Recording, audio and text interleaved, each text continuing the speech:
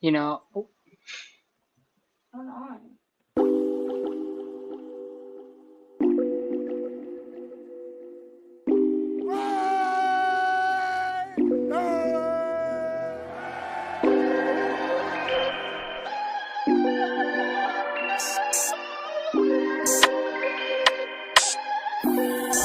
The Raider way, or the Raider tenets of commitment to excellence, just win, baby.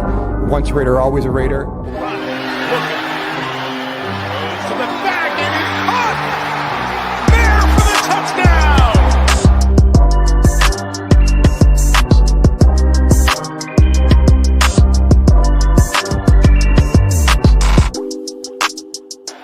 Zach Wilson throws in traffic. It's picked off by Robert Spillane. Spillane taking off. He's down.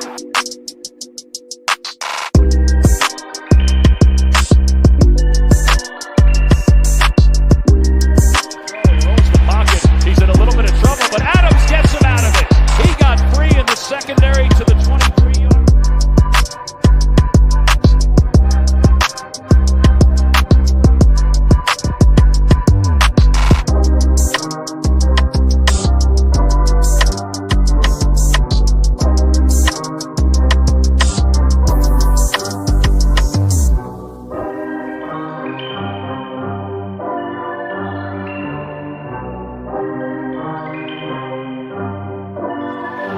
Looking downfield for Devontae Adams. He's got it.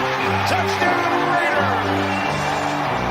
Oh, a dice roll in Vegas for 6.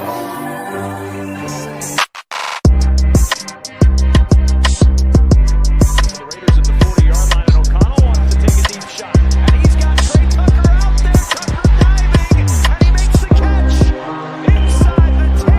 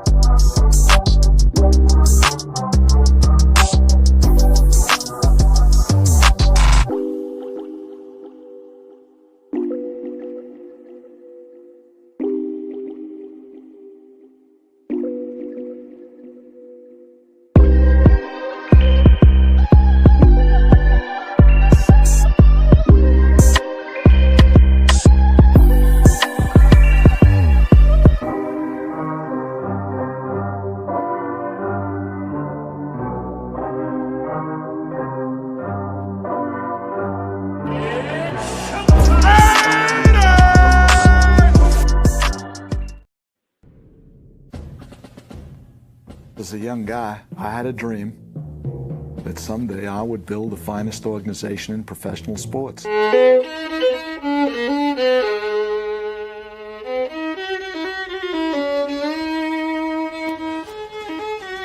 know, that's where we really should move. That would stick it to him. Big birthday in Vegas this year. Love Vegas. The man who became defined by 3 words was ready to make history on that day. Just win, baby.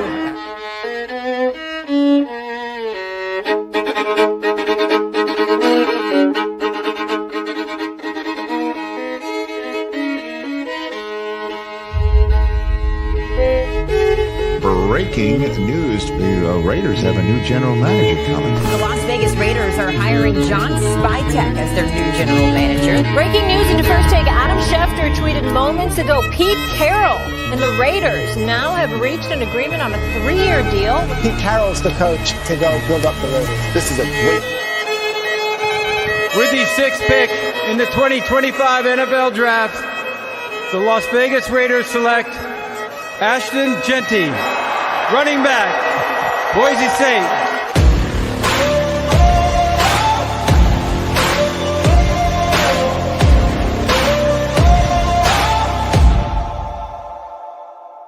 I've got that lightning inside me, son of a god.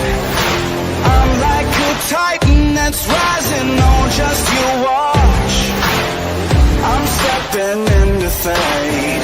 There is no time to waste. I've got that lightning inside me. This is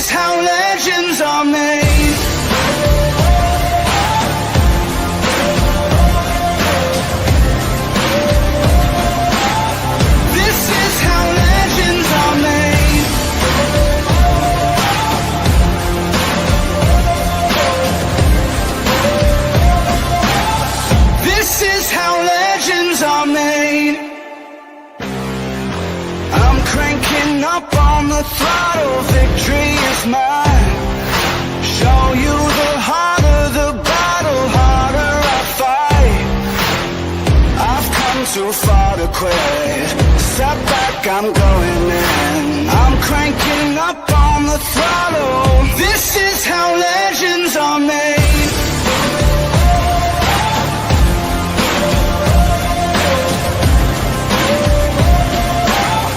This is how legends are made.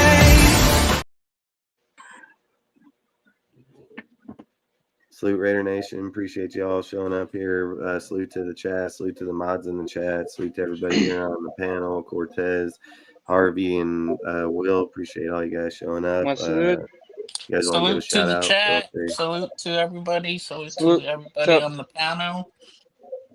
Yeah. Hey, what's up, everybody out there? It's the Raider #1 stunner. What? Thank you again for joining the show, and thanks again, Dustin, for letting me join the live. I really appreciate it, man. Stay down. All right. Yeah, again.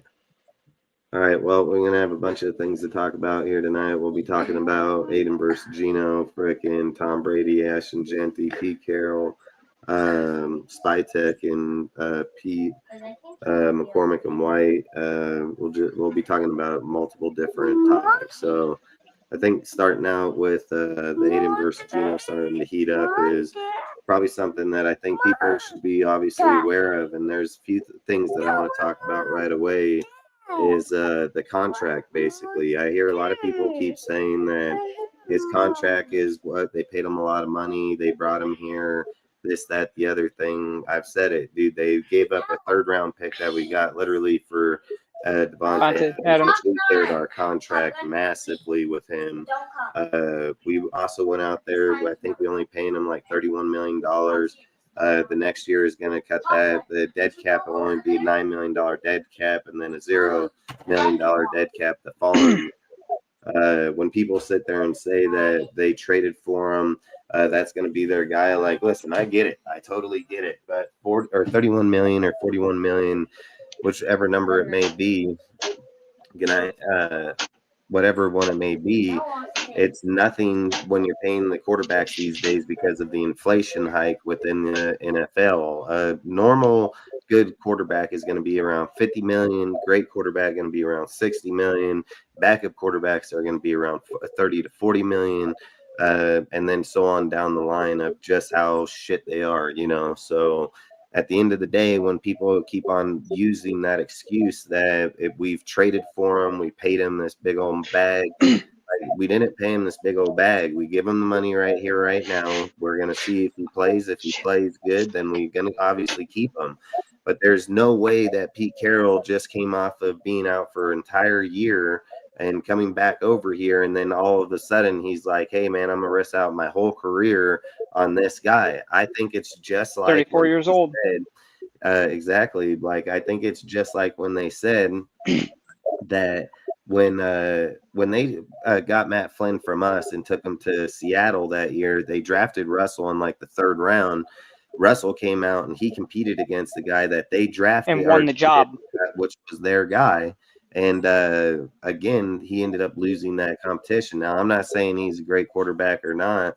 What I'm saying is I feel like Pete is at the point in his career, he can't just make a dumb move. Like if Aidan is better than Geno, then Aidan has to play. Like, it doesn't matter if you gave him $40 million. It doesn't matter if you traded for him. It's irrelevant. We took a 3rd round pick that we literally traded for Devontae Adams over to the Jets, dude, and fucking cleared his contract. That was the most important part. It don't matter about the draft. We didn't lose that at all. Yeah, and I mean, I think when you're looking at the value for what you're doing, where people are like, then why would you trade for him and this and that? Hey, listen, it doesn't hurt your team to have good players on your team. If Geno comes in and he wins, that's his job. It is his job to win. And as him being here, is it his job right now? Yes, I'm not going to argue the fact. The Raiders traded for him to be the starter for the Raiders. Nobody's going to argue that. Nobody's going to argue that. The thing that you have to look at is is Aidan sure in the fucking sitting in the backfield, dude, just coming from a Bo Hargree where he played pretty decent, dude, in his system from a guy that ain't even a real OC. Then he went to Luke Getzey's trash ass fucking straight offense, just garbage. And then now he's gonna go to Chip fucking Kelly, dude, that literally ran Aidan's fucking offense in college with the spread and everything. He knows the fast tempo, he knows how to use that accuracy and in the pocket. He like actually that's is. what He's does. actually at some of his best when they're in the play when they're going fast, when they're actually moving quicker. I think he's a better quarterback.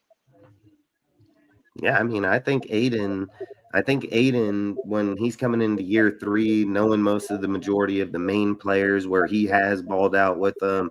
I've said it, the Chiefs game, 352 touchdowns, 0 interceptions. Dude, threw 10 receptions to Brock for 140 and a touchdown. Aidan most definitely knows how to play with the team when They wouldn't be hating on him if the refs had gotten in the way of that game. Yeah, if they didn't botch that fumble right there, we win that game. And I remember this, Dustin, between the two quarterbacks, between Geno Smith and Aidan O'Connell.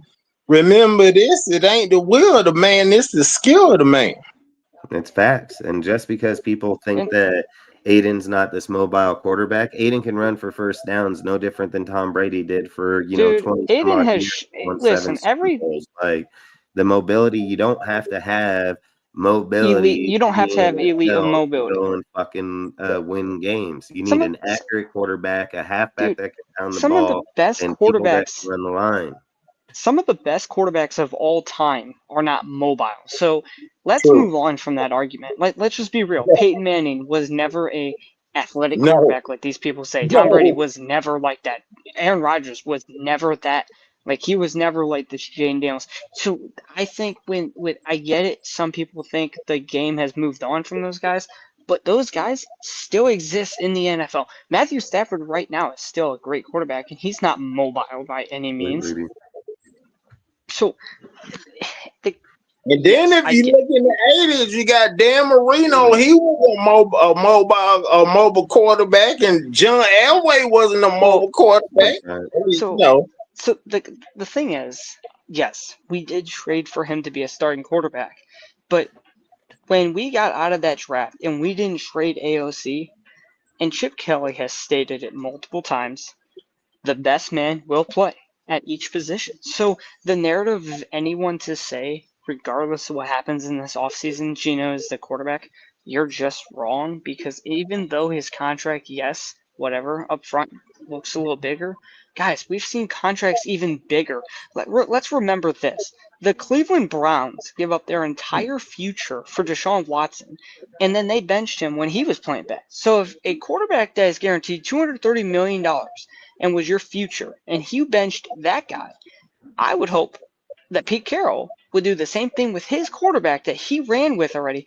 If this guy comes out and AOC is the best quarterback, if we are looking at right now, you have to play the best player at each position to maximize your offense. And I'm going to tell you this right now, Pete Carroll did not come here for a 34-year-old quarterback. Like I said, when Dustin was talking about it, when I said 34 years old, we are not risking this whole entire offense and the production that we could have for a guy like Geno Smith, who has never been a proven top 10 quarterback.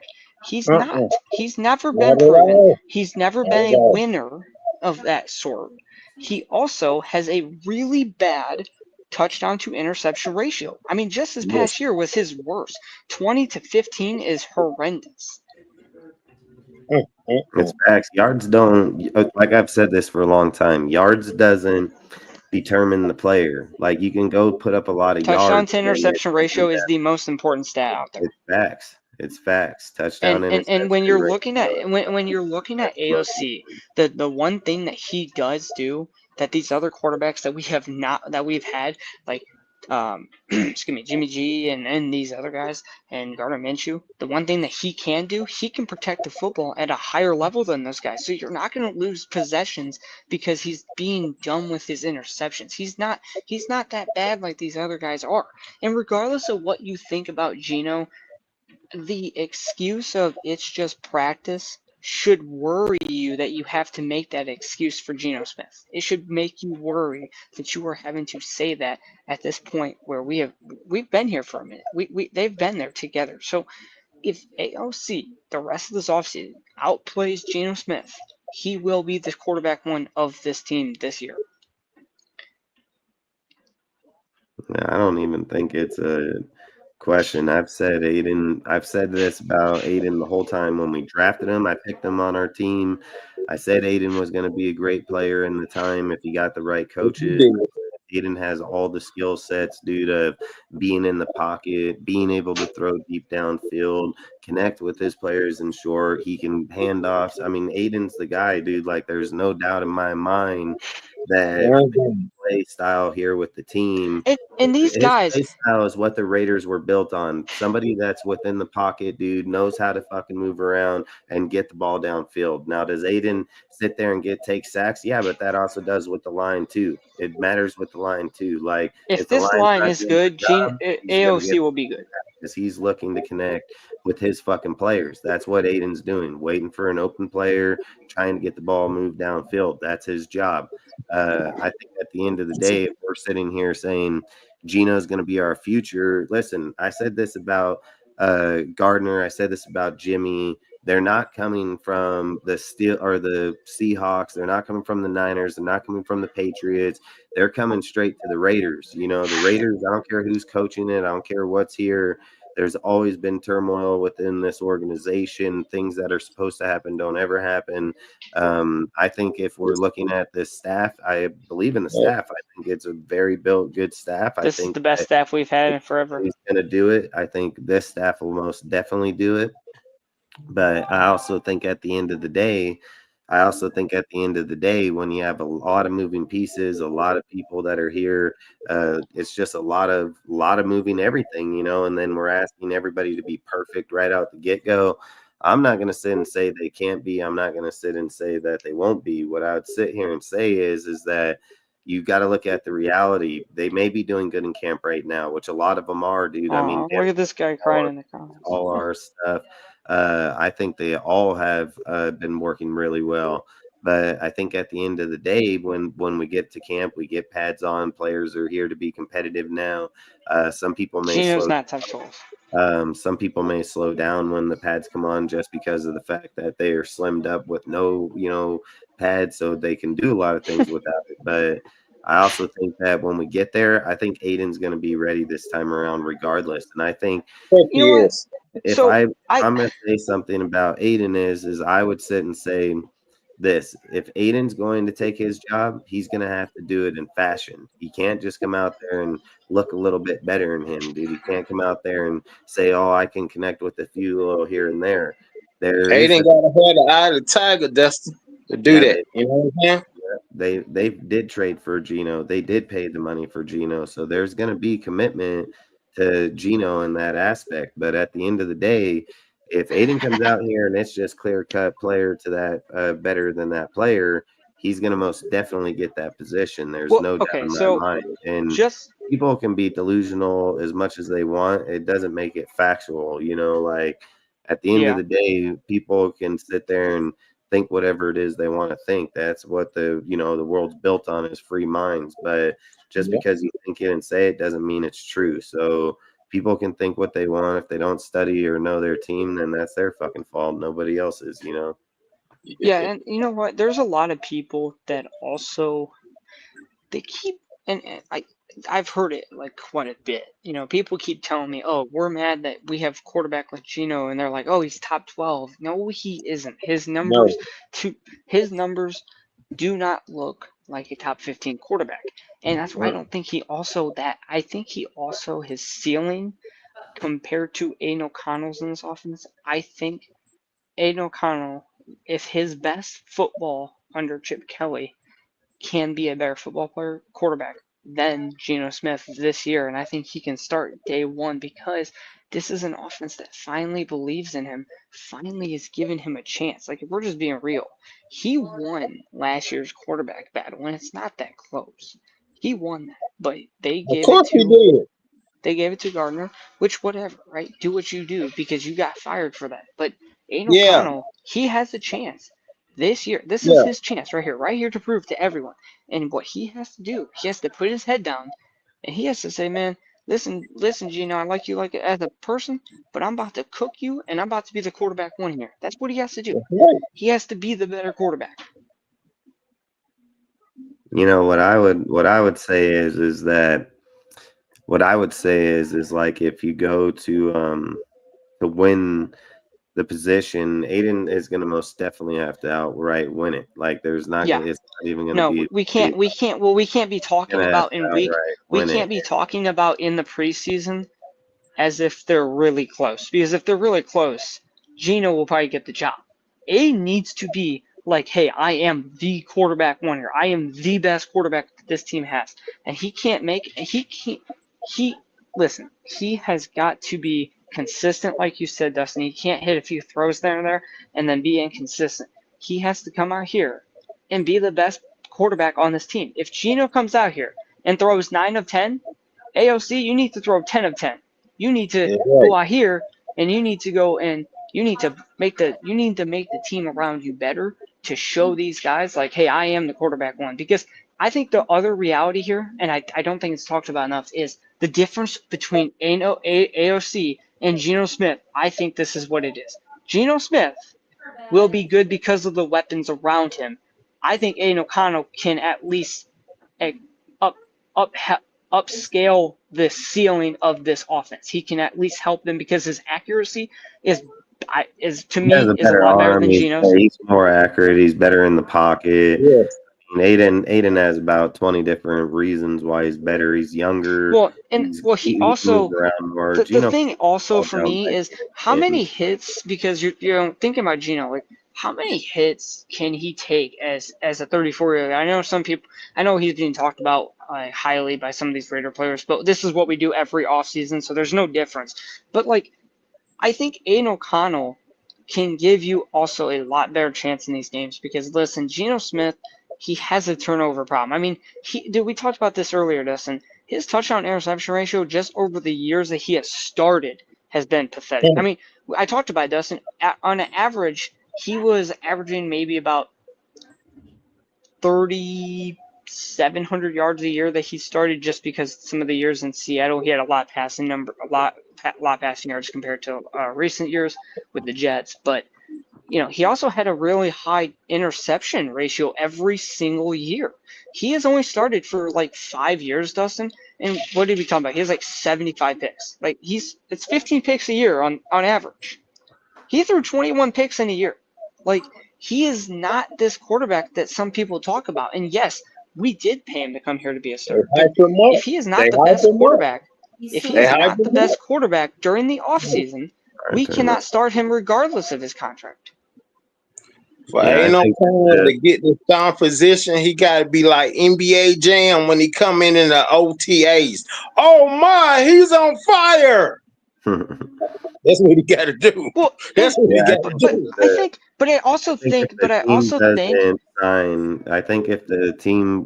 the end of the day, if the team doesn't look at Aidan if he's the better player and playing, man, then what's that say against the organization? It doesn't matter if you trade, it don't matter if you draft, it doesn't matter what you're doing. Best man's supposed to play regardless of the outcome or circumstance if you're trying to win championships or be the best team available on the field. That's how the team is built, that's how it's made, and that's what you're supposed to do in the sport. So if you're sitting here saying all the excuses of drafting or trading for him, doing this, that, the other, it's all excuses at the end of the day. It's supposed to be best man plays regardless of who that player is, because the best people on the field is what's going to win you those games. I don't give a fucking who their names are. I don't care what they are. I've said this for the last 4 or 5 years doing on YouTube.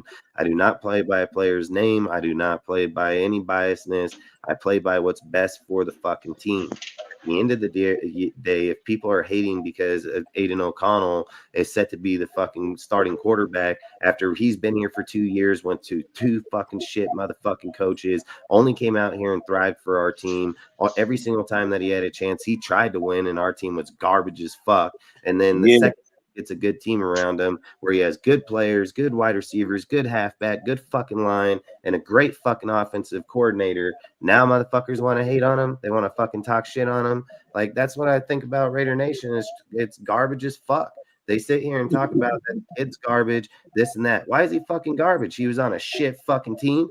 Oh, fuck, that's facts. You know, like, at the end of the day, you can't sit here and down talk a fucking dude like he ain't no good and this, that, the other, that he's had his chance. He didn't have his fucking chance. Give his chance with Chip Kelly, and I bet you he's going to smoke Geno. Dude, like, at the end of the day, it doesn't matter if you get 4,000 yards. I've told you all this. I've said this for the last fucking month or two. A Derek Carr put up better numbers than he did in the offense by a fucking mile. Geno is not fucking top 10. He's not better than Derek fucking Carr, and people don't even put Derek Carr in the top 10. They put him between 12 and 15. There's no fucking way that Geno Smith is better than fucking Carr. It's not any day this fucking in this lifetime is I love you.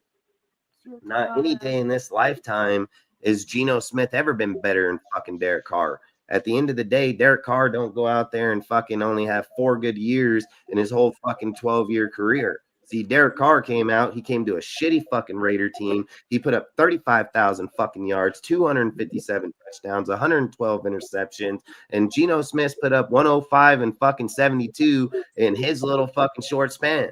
We can't sit here and say that Geno is our fucking savior. Listen, I'm just gonna be as possible. At the end of the day, I can go get videos for the last fucking multiple years on this fucking channel and everybody else's fucking channel where I told all of you, I said, Gardner Minshew fucking trash. Everybody argued me. Everybody said, oh, Gardner's this fucking guy. He's taking us to the playoffs, man. You don't know what you're talking about, blah, blah. You're just hating. That's just he got one win.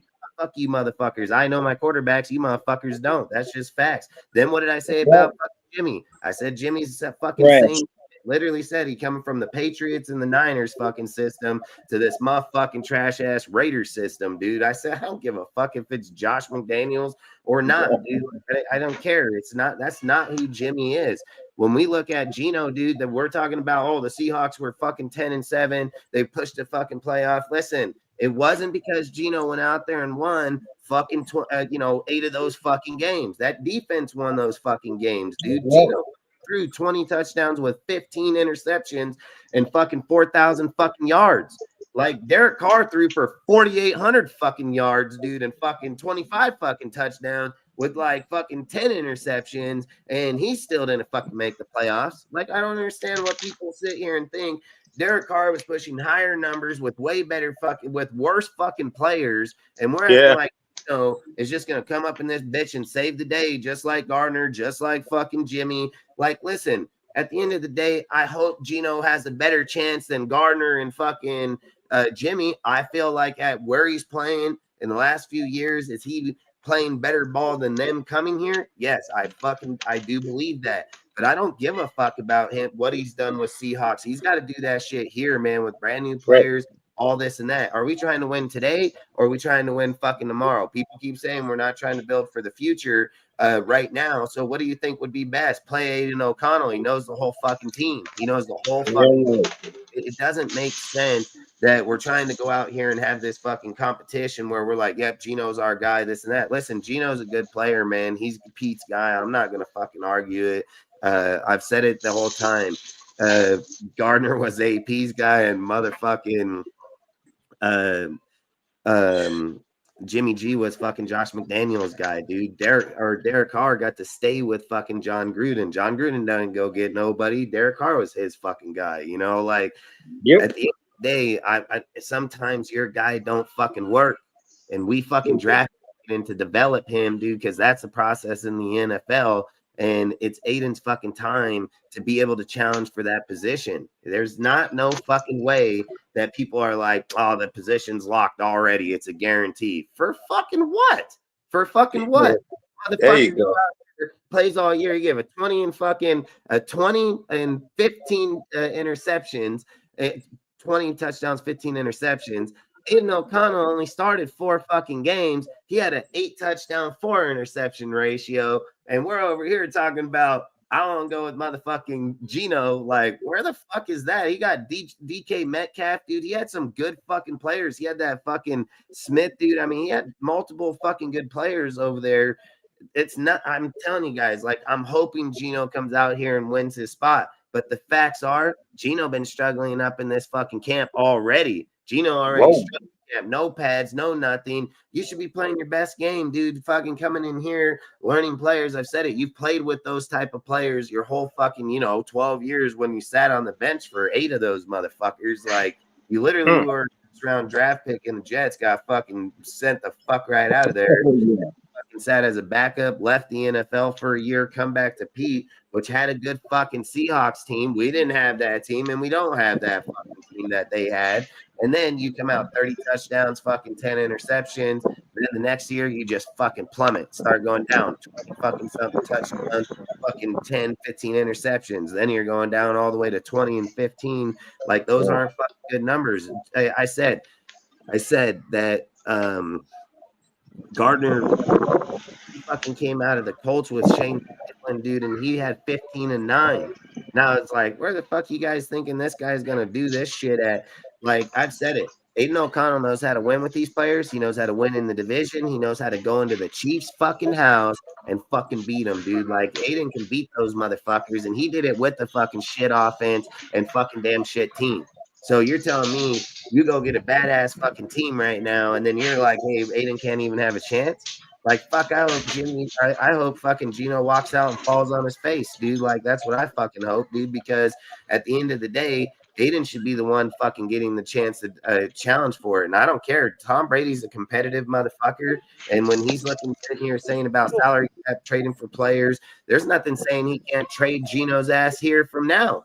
Like, you do have Cam Miller. And if Aidan O'Connell just comes out and says, hey, fuck you, this is my team, not your team, which a lot of people are saying that's exactly what he's doing right now. Yeah. And hey, fucking better man challenge regardless. And I don't give a fuck. I don't care if that's your guy or not. You have to do what's best for your fucking team. Aidan O'Connell is 26 years old. He's on $1 million fucking contract. You can fucking sign him to a long-term deal. You're paying him fucking minimal. You're paying him $40 fucking million to hope that you're going to revitalize his fucking career. I think the other, I've said it.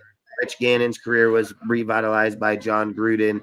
If Chip Kelly can revitalize it, he will revitalize Geno Smith's career. I have faith in that dude. I don't think he's going to fail in that aspect. But if I'm saying what's best for the team in the long run, sitting here saying that you can have Cam Miller as your backup with Aidan O'Connell as your starter, can we go out and fucking win?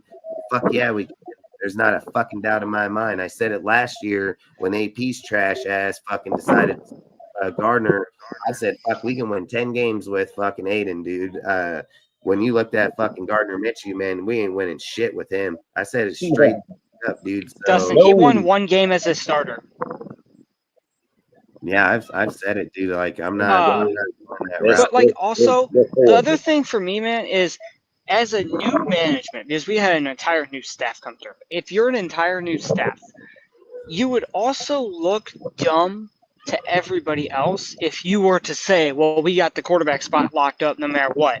No, you can't do that because you're a new management, and outside of Geno Smith, none of these are your people, but there's a clear this is what I thought. When they did not trade AOC at the draft time, right? That to me made me feel like they were wanting these two to battle it out. There was never, to me, a clear quarterback one. Yes, they're going to mark Geno as the quarterback one because they did trade for him and they did sign him to a contract. But that can change, and that's been very clear because they've literally talked about the best player will play at each position. And if AOC is the best quarterback, that's fine. That's not bad because if he wins that job, we all know he earned that job. And there's nothing in my mind that tells me he's not going to go out there and earn the job. Like, to me, what happened? No, I was just telling dude what's up. Oh, yeah, no, I mean, like I said, there was clearly always going to be competition there, and I think Aidan O'Connell, I think he came back with a vengeance because he didn't get the job, and then he was asked to save AP's sorry ass yet again, and he said, "Fuck that." And now he's got a staff that believes in him, and I think he's gonna. I think he's just gotta take this opportunity and run with it. He just has to. Yeah, because if he doesn't get it done, then he don't get it done. Like there's nothing wrong with Aidan going out there and trying, and if he fails, then that's just part of the game, dude. That's just what it is. But this is something I want to make clear. I've never played football in any fucking team that if I practice fucking shit that I made the team. I'm just gonna make that clear. I don't give a fuck. Well, I've also never heard of, like I said earlier to you, doing something. If you fucking don't practice good, you don't fucking make the team. I don't give a fucking who the hell you are. At the end of the day, you have to practice good. You have to be able to fucking play good. I would love if you to know can't practice, without pads, football that's ever been on any fucking team where a dude fucking sucked. They were like, "Yep, let's fucking take this guy." It's not how it fucking works. I don't give a fucking what level of football you're in. At the end of the day, if you don't got it, you don't fucking got it. And if Geno fucking don't got it over Aidan, then he don't fucking got it. That's just the facts, dude. And I don't care about people's feelings or how they fucking want to justify the conversation or how they want to feel the need. You can be in your feelings. I don't give a fuck about it. I'm not here for feelings. I'm not here for how somebody's like, "Oh man, I can't believe that." I don't give a fuck. At the end of the day, we need to be as real as fucking possible about the best fucking win. If there's any fucking players out there or fans that hate on fucking Aidan for being here when our team was down and only fucking tried to win for our team, then fuck you guys. You guys are fucking straight haters, dude. Like I've said it at the end of the day. It's funny as fuck how somebody can be here through shit, dude, finally get an opportunity and people will fucking hate on them, dude. Like it doesn't make no fucking sense. On, dude, when he gets in there to take especially a quarterback who was about to be, especially a quarterback that was about to be 2-0 in Arrowhead. Can't fucking do that, dude. Like Aidan knows how to win in the division, and you have to win division fucking games. Like at the end of the day, if Aidan gets a good fucking line with a good fucking team and he knows it the best, he should be the starter. Should not be no argument about it. There should not be no debate about it. There shouldn't be no contract talk about it, because at the end of the day, when the season starts, it ain't no fucking worry about no contract. Who gives a fuck about a contract? Everybody gives a fuck about winning. So you got to do what's best to win. Now you want to be in the off season and use someone's contract, debate the conversation. Great. I don't give a fuck. I don't care how you look at it or justify the thought in your little fucking brain. I can care less. At the end of the day, the season fucking starts. It's about the best motherfuckers that can win those fucking games. If you're out there talking about some dude's fucking contract, then you wonder why Raiders ain't fucking winning games. Like, that's not how the game works. It's not how that shit goes. It's why multiple fucking players, whenever they're doing contract talk, the minute the season starts, they say, no more. Got to go play fucking game. Like, you don't have those conversations trying to do those things for your team. At the end of the day, people can get in their feelings over the conversation. And this is the thing I for most of the parts, why I call them fake fans, because every single time that we get a new fucking guy, they say that's their guy. It's every fucking time. It's like every fucking time. You're not loyal to your own fucking people. Your own fucking people you hate on, dude. It's just straight facts. The second that you trade for another guy next year, another guy gonna say, that's your fucking guy. It's every fucking year. That's your guy. That's your guy. That's your guy. Well, guess what? Your guy fucking ain't done shit. Like, at the end of the day, you gotta fucking always remember where a player comes from, what organization, what fucking coaching staff, where did they rank within the NFL? Where the fuck did we rank? Who the fuck we got? What fucking staff did we have? None of that shit.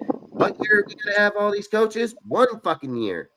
Fuck, no one coming out here and just changing the whole world in one fucking day. It's just not gonna happen. And if Pete's going to do it, he can probably fucking do it. I'm not going to argue Pete Carroll. He's a great fucking dude. He knows how to communicate with players. He knows how to get along with people. There's no fucking way in my mind that I can sit here and think that Pete Carroll would justify ending his fucking career knowing that he has a 26-year-old fucking kid on the goddamn squad that can go win him fucking games. I don't think he's going to fucking risk that. And at the end of the day, if he has to go to fucking Mark Davis and say, Mark, we signed a back quarterback for fucking 40, but we can cut him next year for 9. I'm pretty sure no one's gonna fucking argue that. We literally sat on Rodney Hudson's contract for like $19 million a year for 3 fucking years, and we just shifted him. Like at the end of the day, I don't think that should be a problem with the team when you got fucking, $270 fucking $million, and we're worried about fucking $8-9 million bucks. Like, I get it, dude. Like, if they felt Geno was their guy, why did they put in the contract that they can shift him out for fucking 9 and shift him out for 0 in 2027? That's not saying that's your fucking guy. No. Well, that also doesn't tell me you have much faith in him as a franchise right now.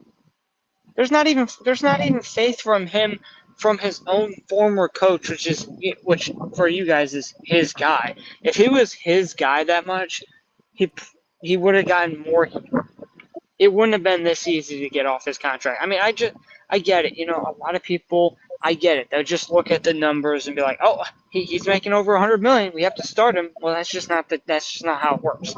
Because at the end of the day, we're not here to sacrifice our offense's production. I mean, we just put these wide receivers and weapons that we had just this last year. We just gave them shitty quarterback play with fucking Gardner trash ass.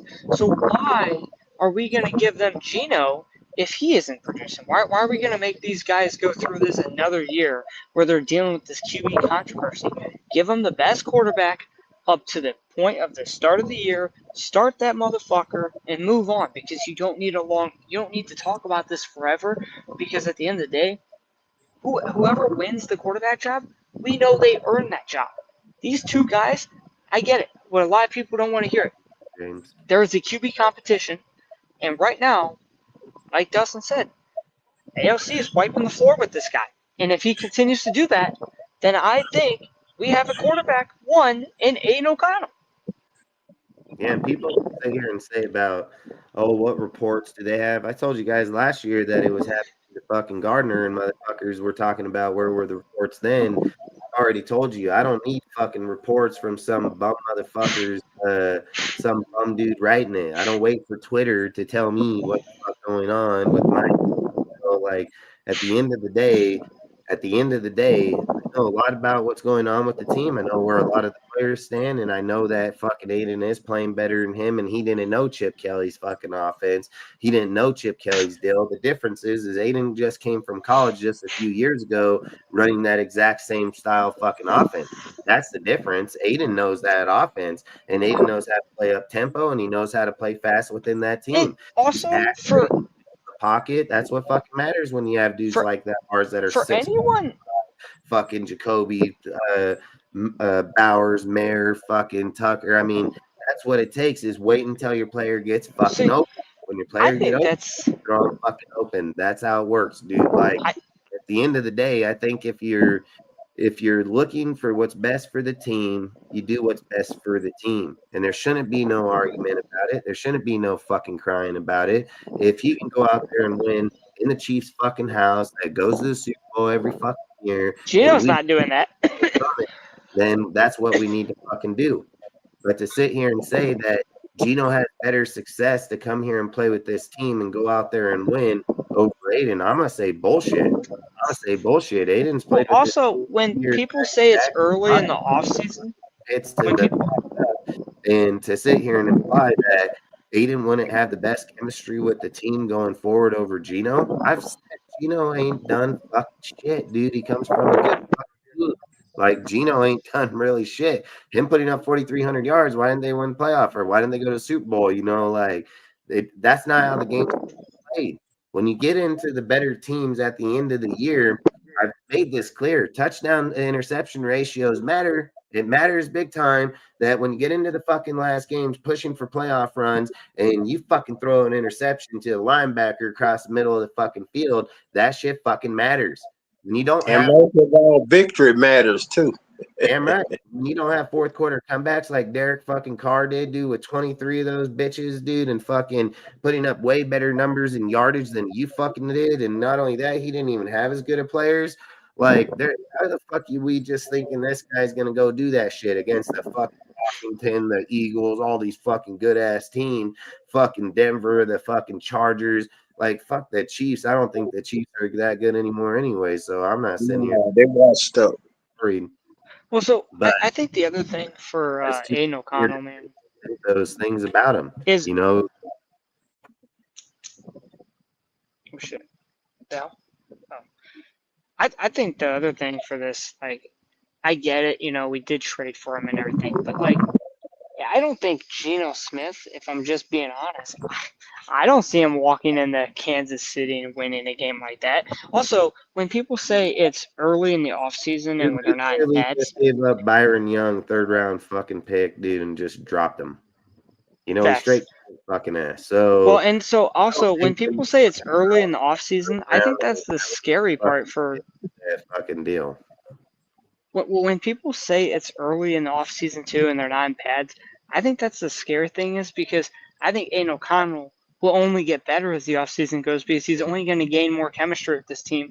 And he's, like I said, I mean, he right now, if he's winning the QB competition right now, what makes people think that Geno's just going to come out here and magically get better over Aidan O'Connell, who I think is also only going to improve throughout this offseason working with this team. Where's Aidan ever failed to get worse in pads? Like, that doesn't even make sense. You know, like, to sit here and say that doesn't happen. That doesn't Aidan's happen. gonna get worse when he puts the fucking pads on. That's going to be bullshit. That's going to be straight bullshit. And then you know what's going to happen? Geno going to have to play catch the fuck up. That's what he's going to have to fucking play. Well, if Geno drops, I don't know where the if he people come up with the narrative, don't play good, or you're in practice right now, they're not in fucking pads. Well, good. When the fucking pads come on, Aidan going to still be better than him.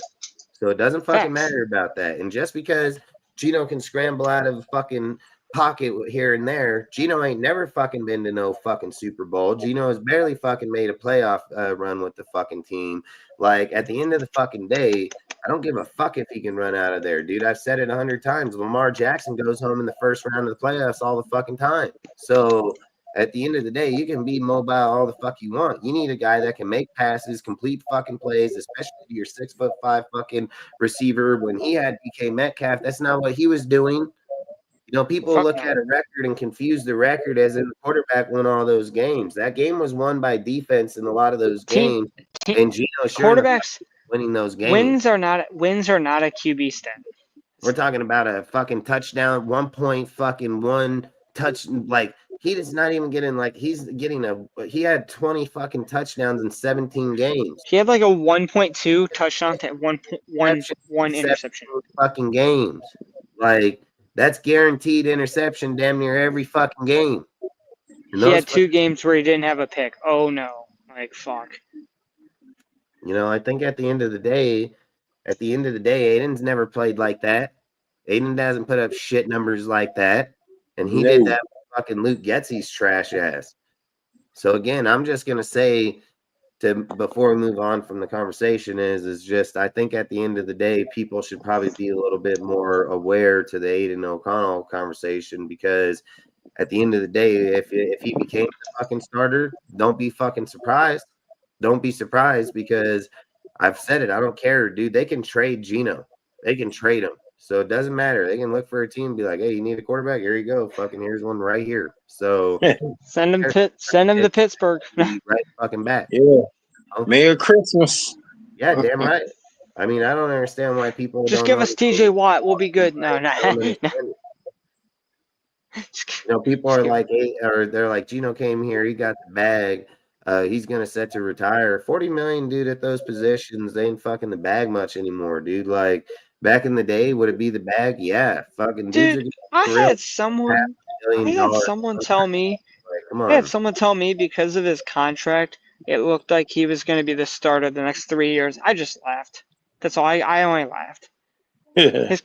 His contract is nothing the next 2 years. I don't even think he's going to be the quarterback by week. Even if okay, here's the thing, right? Last part for me is, I think even if Geno wins it, I think at any point that he struggles in the games, by week 8 or 9, I could see AOC being the starter regardless.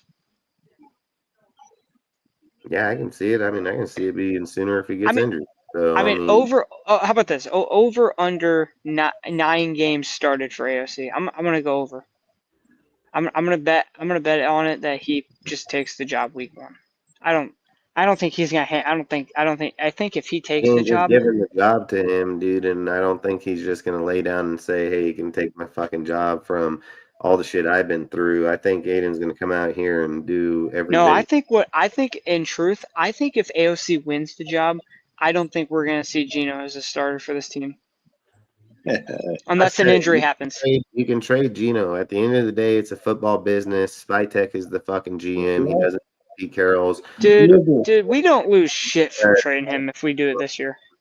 He's the one building the team. He can literally tell him, "Hey, I'm gonna fucking trade him straight up." Fucking. You know what? We'll trade him to Miami just in case Tua gets injured. So then we'll take. And Cam Miller still sitting behind him. He's not losing nothing. We could just trade. We could just go trade Geno for fucking Jalen Ramsey. Easy, and we pay the $20 million. We just tell them to pay the $20 million on Geno's contract. Yep. Fuck yeah. We'll pay the $20 million. You're gonna give us $20 million back, and we're gonna give it to you for fucking Ramsey. Fuck yeah. Yeah. Like, we'll do that's that. how I would do that deal. Honestly, that would be such a good. People to think that we can't trade Geno away. He does not have no trade clause in his contract. We can trade them up. If we put no trade clause in that, bro, I'm gonna tell you something. I'd do the fucking dumbest thing ever. It's football business, and Pete Carroll can have his whatever people want to say. What runs the team. What did I say that was funny? He's not gonna pull a fucking Ziegler. He's not gonna pull. Spytek's not gonna pull a Ziegler and be like, "Okay, fucking Josh, I'm gonna do it." He's gonna tell Pete, "Sorry, man, it's business, dude. You gotta deal with what we give you." Fucking man. I don't think. I don't even think Pete. I don't even think. Together, but at the end of the day, if it's hurting the team or it's not benefiting the team, and you can offset the player, bro, he is not going out like that. I'll put money. I'd say right now, he will not go out like that. They got a quarterback over there, but you can send him somewhere else. Like, you can send him to the fucking Steelers, dude. If Aaron doesn't decide to sign over there, and they'd probably be a better option they got there. So I'm not going to argue that. And Geno will probably win there because of their defense. They're a defensively ran team to begin with. So it would probably fit them better, 100 times better than us. But at the end of the day, if we're telling the Steelers, "Hey, man, we'll trade you Geno. We'll pay the $20 million on him. You fucking pay the other 20. They're going to get $20 million back off of them, dude. So they're going to get $20 million. Then they can go to the fucking and we have the money right now. We got fucking like $40 million in cap right now. We can get what we want. So long story short is even if they wanted Ramsey, they can get him right now anyway. So, and if you're offsetting the contract with Geno because you only take a $9 to $10 million cap hit next year, it's nothing. It's nothing. So I don't understand why people don't understand. The end, if we had to trade him and we end up getting Ramsey out of that deal, that'd be such a win.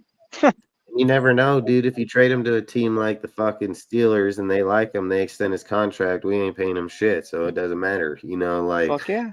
At the end of the day, hey man, Schittsburg's they like horrible quarterbacks. So just on our list. I mean, I think he would do good for them over there just because he. Say, Dustin, just to let you know, Rudy's father is a Pittsburgh Steelers fan, so I'm pretty sure he'll love that. Yeah, what's up, Rudy? I know you hear me. I don't know if you have an issue with him going there. If you look at the style of play Geno plays, he would fit exactly what the Steelers are. You know, like. For us, I've said it, dude. Like, we've had people like Terrell Pryor and fucking Aaron Brooks and Dante Cole. They never worked out. That were mobile within the pocket, dude. And yes, it didn't work out. They all fucking were out in a year or two, you know. Like, at the end of the day, the only guy, I've said this about 20 times, out of all the players that we went and traded for or fucking picked up in free agency over the whole 20 fucking years, man, ever since damn near the minute that Gannon left, every single quarterback from then has been either signed in free agency or fucking traded for, and not one of them had any success here. The only guy that had success was Derek Carr when we drafted him, and then from then on, Derek Carr. Say, wasn't Jason Campbell? Wasn't he? Wasn't Jason Campbell a mobile quarterback? Yeah, or no? All kinds of them. Yeah, that were. I mean, we had numerous players here that can most definitely move within the pocket. So I think, like I've said, the guys at the end of the day is people that stay within the pocket and throw to their receivers open. That's why you have the players. That's why you have those players, dude, is for the quarterback get them the fucking ball. Like, that's his job. So I think at the end of the day, if we're sitting here looking at, hey, man, the quarterback should run every play, I mean, fuck, that's not going to work in the NFL. I've said it. Michael Vick hasn't had no success with it. Fucking Lamar Jackson doesn't have success with it when he gets to the playoffs, dude. I mean, when you're playing in a regular season game, sometimes your roster or your schedule is playing some shit teams. Like, even if your division's shit, then you're going to look good. And even if the competition you're going against is shit, you're going to still look good. But when you go against a team like the fucking Niners that know how to scheme for a motherfucker like that running around, good fucking luck. You remember back in the day, the quarterback that started that Michael Vick got his style from when he played with the Philadelphia Eagles, Randall Cunningham. He ran the lot, but hey, that team didn't go very far in the playoffs because they ran into the San Francisco 49ers. Yeah, I mean, we just got to be real for what our organization's about, what our players are about. When you're streaking players or competing players, like, listen, I'm not going to sit here and say Geno won't start. I'm not going to argue that because that's what we got him here for. Like, that's just a bottom fact at the end of the day is we got him here to start the fucking season as the starter. But I just want people to understand that there is no fucking rule. There's no written rule. There's no contract. There's nothing that states Aidan O'Connell can't win that job. That's why it's called open competition. That's why it's called the best man's going to fucking win. And if Aidan goes out there and throws for fucking 2-3 touchdowns in his preseason fucking game and motherfucker over here only throws for one or none, good luck. You know, like, at the end of the day, I've said it. If our coaching staff is not fucking going to start the best players available, they shouldn't be coaching our fucking team. You know what? And also, even in that game, and saying, hey, I'm not going to play the best motherfucking player available. There's nothing in Pete's career or any place he's ever been, college or NFL, that said Pete Carroll would do that. There's nothing that states that. So I would just say keep an open mind. If he fucking goes out there and wins, he wins. And if he doesn't, he doesn't. Look, Aidan's going to be one of Aidan's last shots. And I think if Aidan can beat a caliber player of fucking Geno at the start, it would prove that Aidan is the fucking guy going forward. I believe that's the reason why they didn't trade him during the draft. I believe there's numerous parts of why a quarterback like Aidan could have went to numerous fucking teams as a good backup or a good starter, and we didn't fucking trade him. Okay, so at the end of the day, I'm pretty sure Spytek could have pushed him off easily. I mean, the fucking guy got every job done he wanted to do during the draft and some to imply. If they wanted to trade Aidan O'Connell, they would have traded him. Salute, Pizzle. Appreciate you, bro. But they clearly kept him around because they felt that there could be a competition between these two. That's what they felt. Yeah, I just think, like, at the end of the day, you're going to do what's best for your team and your organization. And I think if our organization doesn't notice if that's what's going on, then we have bigger problems than we obviously think, because then we're suppressing people and we're just not, like I've said, the Raiders. I've said this over numerous years. The Raiders don't develop anybody. Like, we don't fucking develop anybody. I think the only guy we've developed is Max fucking Crosby by giving him the supplement, putting him on his fucking deal. But outside of that, I don't think we can sit here and take credit for any motherfucker else, because Derek Carr made every fucking receiver that came here that was broke dick motherfucker to begin with. That was Derek Carr fucking doing that. That wasn't my fucking coaching staff. That's Carr making those players fucking better, which they went and got contracts, and then those motherfuckers left and never did again. You know, so at the end of the day, he got Nelson Aguilar $30 million to suck dick. All these dudes are fucking coming here, and all these dudes are coming here, and the only people that are having success are people like Brock Bowers or things like that. We can't take credit for players that are developed when they come to this organization. You can't fucking do that. You can't take credit for a player that already has dog in him, or whoever, that he is. Like, we can't do that things. Like, if we're going to sit here and finally say you're going to develop people like Porter or Thornton, and people are like, well, you can't do that because of Tucker. Tucker got to win the job. Like, it's a fucking open job, dude. That's just how the fucking game's played. You have to win the position. If you don't win the fucking position, it's just like Paulo. If Paulo can't beat out Harper fucking in the backfield, it's best player to play that position. And do I think that Paulo's going to beat him? Yeah, I think Paulo's going to beat him. But do I think Harper can push him? Damn right, I fucking think he can push him. Like, Harper can be the third safety in the safety room. Yeah, he fucking can. Damn sure. Fucking salute, Ben. Appreciate you, bro. He can. We have a lot of competition at every position. Dude, linebacker, fucking halfback, dude. I've heard cornerback reports. Corner. I've heard numerous reports in the deal that you have obviously Jeanty out there fucking killing it, but you have people like freaking Sincere McCormick and White showed up this year. Like, they said White has showed up his way, dude, where he's being a leader. He's fucking being able to block really good. Like, they said White's playing really good fucking football at this moment. So when you sit there and look at him playing behind Luke Getsy's offense and fucking struggling, he was trash. And then That's not his fault. Kelly that knows how to scheme those opens or not, and people sit here and say, well, they're not paid. They know where the spots are. They know how to open them. They know how to get a player through there. It's not about where if a guy you're in pads or not in pads. It's about how are you fucking understanding the plays when they call it at the fucking line and you got to run. Like, that's what you have to do. Like, there's a lot more to football than just putting pads on and running down the fucking field. There's a lot of homework that goes with it. There's a lot of information that goes with it. Audibles sitting on plays, formations that are out there. I mean, there's a lot of things that go on. We can't just sit here and say, man, this isn't Madden. You just don't get 4 fucking plays, press X, O, square, triangle, whatever the hell you're doing, and think you're going to go to the Super Bowl. Like, it's not how it works, dude. I mean, Jamarcus Russell, run X, guys, run X. Love it. Videotape and not studying it and fucking getting asked, did you watch your tape? He said, yeah, and they're like, hey, fucking thing on it. Like, it's shit like that. You can't win doing that shit. It's why Tom Brady preached all the fucking time. It's why that when they went out and got players this year, it's why when you hear Pete Carroll talk about it, Spytek talk about it, they all want to be here and play football. You have 18 leaders on the fucking team that are team captains and so on, and they want to be here for the way to change. They want to sit here and change the organization and the team to be a better fucking team. Like, at the end of the day, it's going to take a lot of good players that want to be selfless and go out there and do what's best for the team. Like, that's what it's going to take.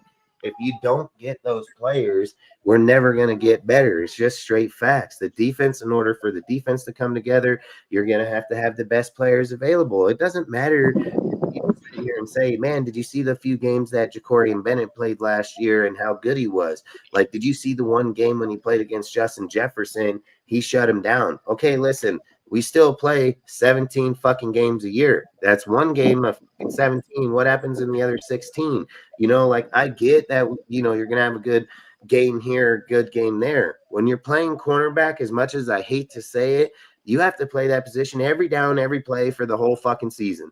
Like, you should only be giving up a few fucking passes on that side or a few fucking deals if you're trying to be an elite receiver or elite corner. So to sit here and imply that Ja'Cory Bennett should be the main starter of it's, again, why do Raider fans get so desperate in need for somebody that's barely done fucking anything for the team? It's like, good, you've committed, you contribute to the team for those fucking games. Like, we appreciate it. But if fucking Richards, the Camryn Richardson and fucking Porter can come out here, or even if it's Stokes or anybody else, Dotson playing really good fucking football, which he can play in the slot easily and fucking be a great add for the team.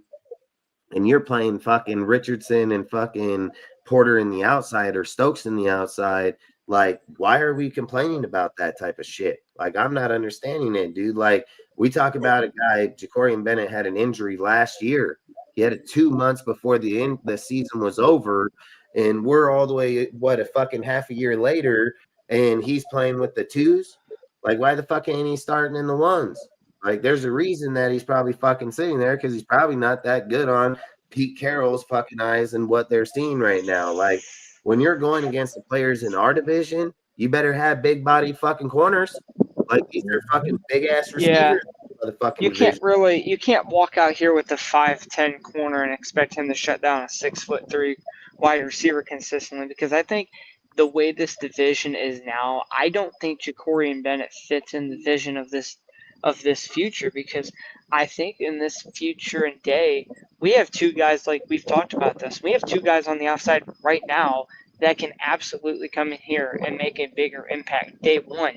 And I think that is DeCameron Richardson, and I think that is fucking Darren Porter. And then I think you put Eric Stokes at the slot. I think you're set up there fine. I think as Dude, much if you as like put Dotson and Stokes down in the slot, Porter and Richardson on the outside, you got Chin and fucking Paulo over the Polamalu, top with fucking Harper playing over the this top. is actually, I would down, say right now, Paulo in the this is box, the you can have a fire ass fucking squad right here, dude. This is the tallest. This is probably the tallest and most athletic Robertson secondary and in the fucking White at your linebackers. I mean, I'm pretty sure our team will be pretty fucking good there, So this is probably the tallest and probably most athletic secondary in the NFL right now. Like, Polamalu is a very fast motherfucker.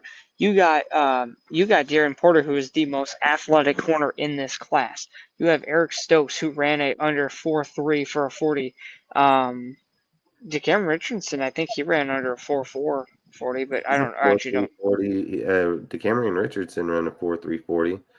I think our whole secondary all ran under a 4.430. So we have a very athletic, and now it's just got to get put on the field in this Pete Carroll defense. And I think this defense can have success, especially if the defensive line can show up week to week. You have anything you want to say, Harvey? Yes, I just want the Raiders to have a good season and possibly make the playoffs. I've been wishing it ever since 2002. 2002 to make the playoffs. So I just hope that the Raiders have a good season. Fans, so 2 times. You know what I'm saying? I've been wishing it for a long time for the Raiders to make the playoffs, man. Long time. They've done it a few times. Yeah, I mean, hopefully if they build the team right, man, we'll be there pretty quick. I mean, you know what, man? I'm not discrediting whoever starts here at quarterback. I'm not discrediting the team. I've said it's probably one of the best built teams that we've had in a while. I get a lot of people that I tell would me, take this team if they could show up. They're like, when you report on the team, you're saying a lot of people are doing good. Yeah, I've said it. I've said it's been a long time since I've watched this team, and from the people I know and the shit that I know, it's been a long time where you've been able to sit and say, hey, man, our first 5 fucking picks in the draft, we're all fucking playing good football in camp, dude. Fucking the people that we picked up in free agency are playing good football. People from last year are playing good football. When Raider fans or people hear that shit, they get offended. Like, they're haters, dude, when they're like, oh, you say, like, all these guys are doing good. Yeah, I fucking say, like, if anybody knows who I am and anybody knows how I talk about the team, they know damn fucking well I'd be like, this guy's trash. This guy's fucking ass, dude. Like, dude, but you be talking the truth, though. You be talking the truth. Yeah, they know I'm not gonna fucking hide from it, no matter who the fucking is out there watching or saying, talking about it. They know how I am. Like, I'm not gonna hide about how I feel about the team or what I think is right for the fucking team. And I feel at the end of the day, when I look at everybody that's on the team, there's a lot of people like, listen, I would love to trash fucking Zamir White. But when I hear that Zamir White's playing the ball that he's playing, that I hear that Sincere McCormick's playing the way he's playing, I sit here and think like, hey, I get it. People like Monster. I get it that people think, fuck, if you're talking about you have 2 younger fucking halfbacks that are producing at a very high fucking level, here comes another fucking trade candidate right here to get some draft capital back. Like, there's a lot of things people got to be aware of and be ready for, because usually you pick up people like those guys because other people are failing. They're not producing. They're not showing up the following year. Like a lot of times that guys you want to show up don't show up. So you're getting rid of them for a guy like Monster or somebody of that. But when you have the caliber of players like Sincere McCormick that's put up 4.7 yards per carry last year, dude, on fucking, you can't sit here and say like that's not a valuable player if he comes out and plays strong right off the get-go versus a guy that Monster was literally injured, was now out for most of the year. Then you're talking about his last good year was what, 2022, 23, dude, when he did put up 18 or 20, he put up 20 rushing touchdowns, like there's nothing discrediting who that player was, but we're talking about what he was. We're talking about what he's doing right now. It's the same thing I talk about Geno. We're not talking about what he did the first year in Seattle. We're talking about what he's doing right now. Like it's things that we got to stay relevant on those conversations, regardless of how people feel about it. Like if we're always worrying about how someone else is feeling like, no, that's not what, okay. If that's how you feel, how come for the last few years I've debated those exact conversations, and every single time everybody's told me, you don't know, that's not right. And guess who's right? I was right every fucking time. Like literally, especially every quarterback that I literally talked about our team over and over, I was fucking exactly right. Dead fucking right. Like to the fucking. So at the end of the day, I get how some people want to feel or how they get into their deal, but it doesn't mean that it's right or if I'm always going to be right or not. I've said it. I don't hold a biasness to the team, so I'm not going to favor an individual just because we just got him. Like I look at it like we have to play the best ball for the team. If Amari Gaynor coming out of this season plays the best in that linebacker position with Jalen or them, then they got to fucking play. And if fucking Jalen Smith don't play good and you got fucking the dude that we drafted last year, Eichenberg. Yeah, if he plays better, then you play him, like it's the whole thing is just playing the best players, like if Trey Tucker's not competing up to the level of a first-year rookie in Thornton, you play fucking Thornton. You play who the fucking best players are. If dude's in year one, if you're telling me that we drafted Thornton, he's playing in year one over Tucker, well, because that's not how it should be working. You're a fucking 3-year vet. You should already have that position secured, like that's all I'm saying. Don't be surprised if fucking some players on this motherfucking team get cut, regardless of their fucking name, due to other people that are producing. Like people sit and say, well, I don't think Porter he's going to come out here and he's going to listen. Porter has a bigger advantage than most people realize. The motherfucker played wide receiver and he played motherfucking corner. He knows how receivers think. And he wants to cover that motherfucker. Like, I mean,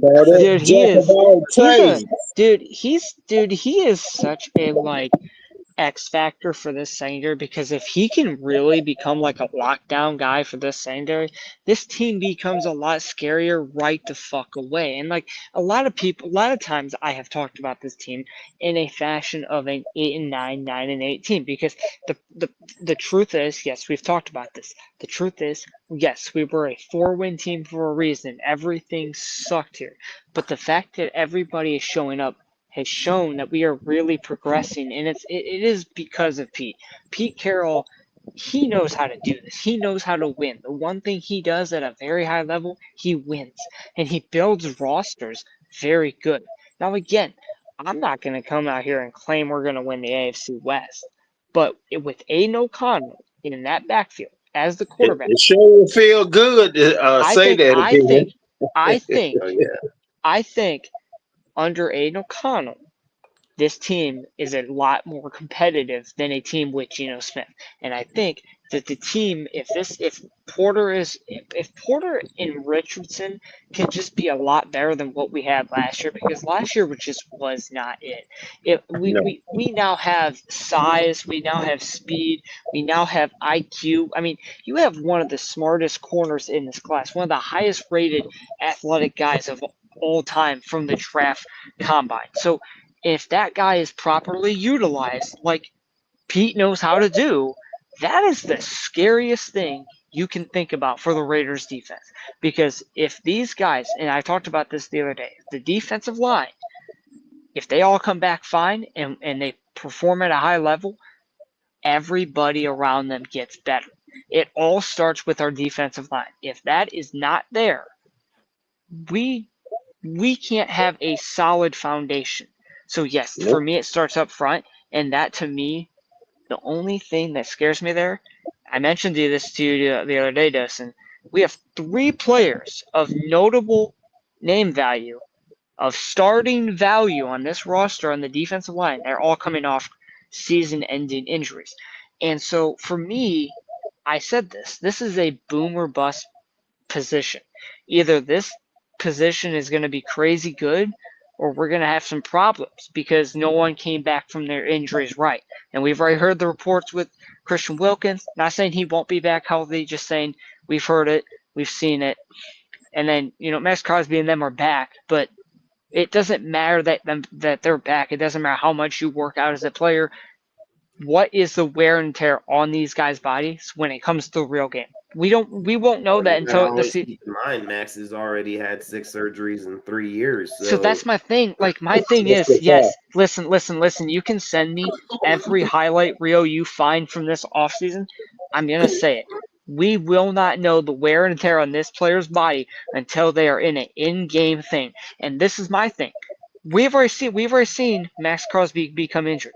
What if he takes another wrong step in week 1 or 2, and then, oh shit, we don't have Max Crosby all year?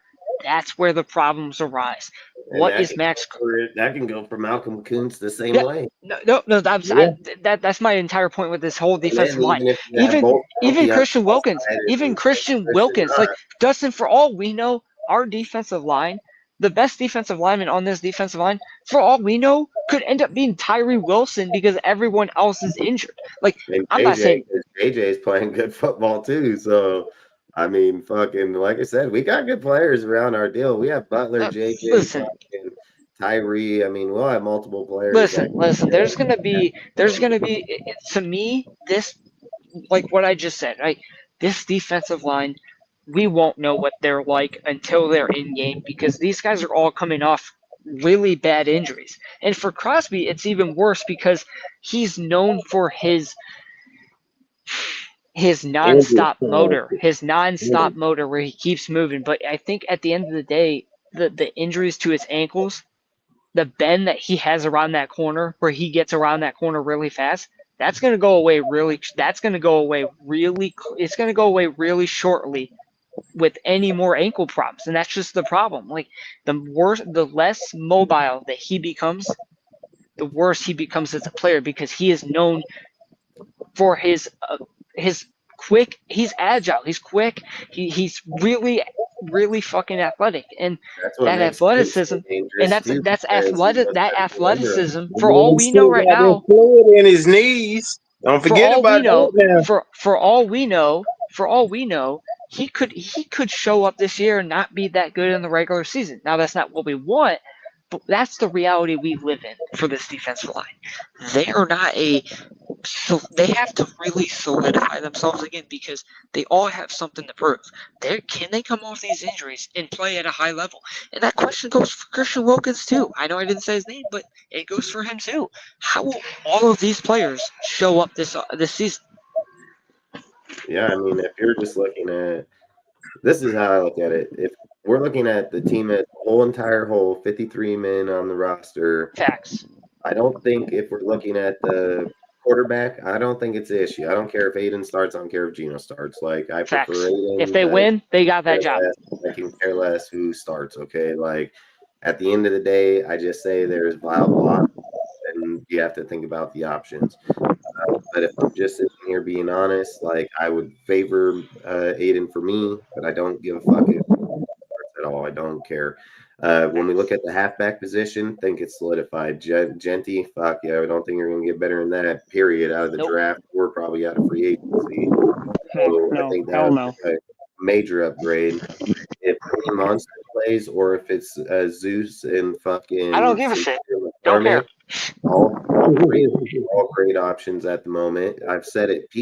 What Pete Carroll offers, what other people don't offer, is Pete knows how to get his message across. He can go up to Zamir and he can tell Zamir when he sees him get off the line or he comes to a certain way.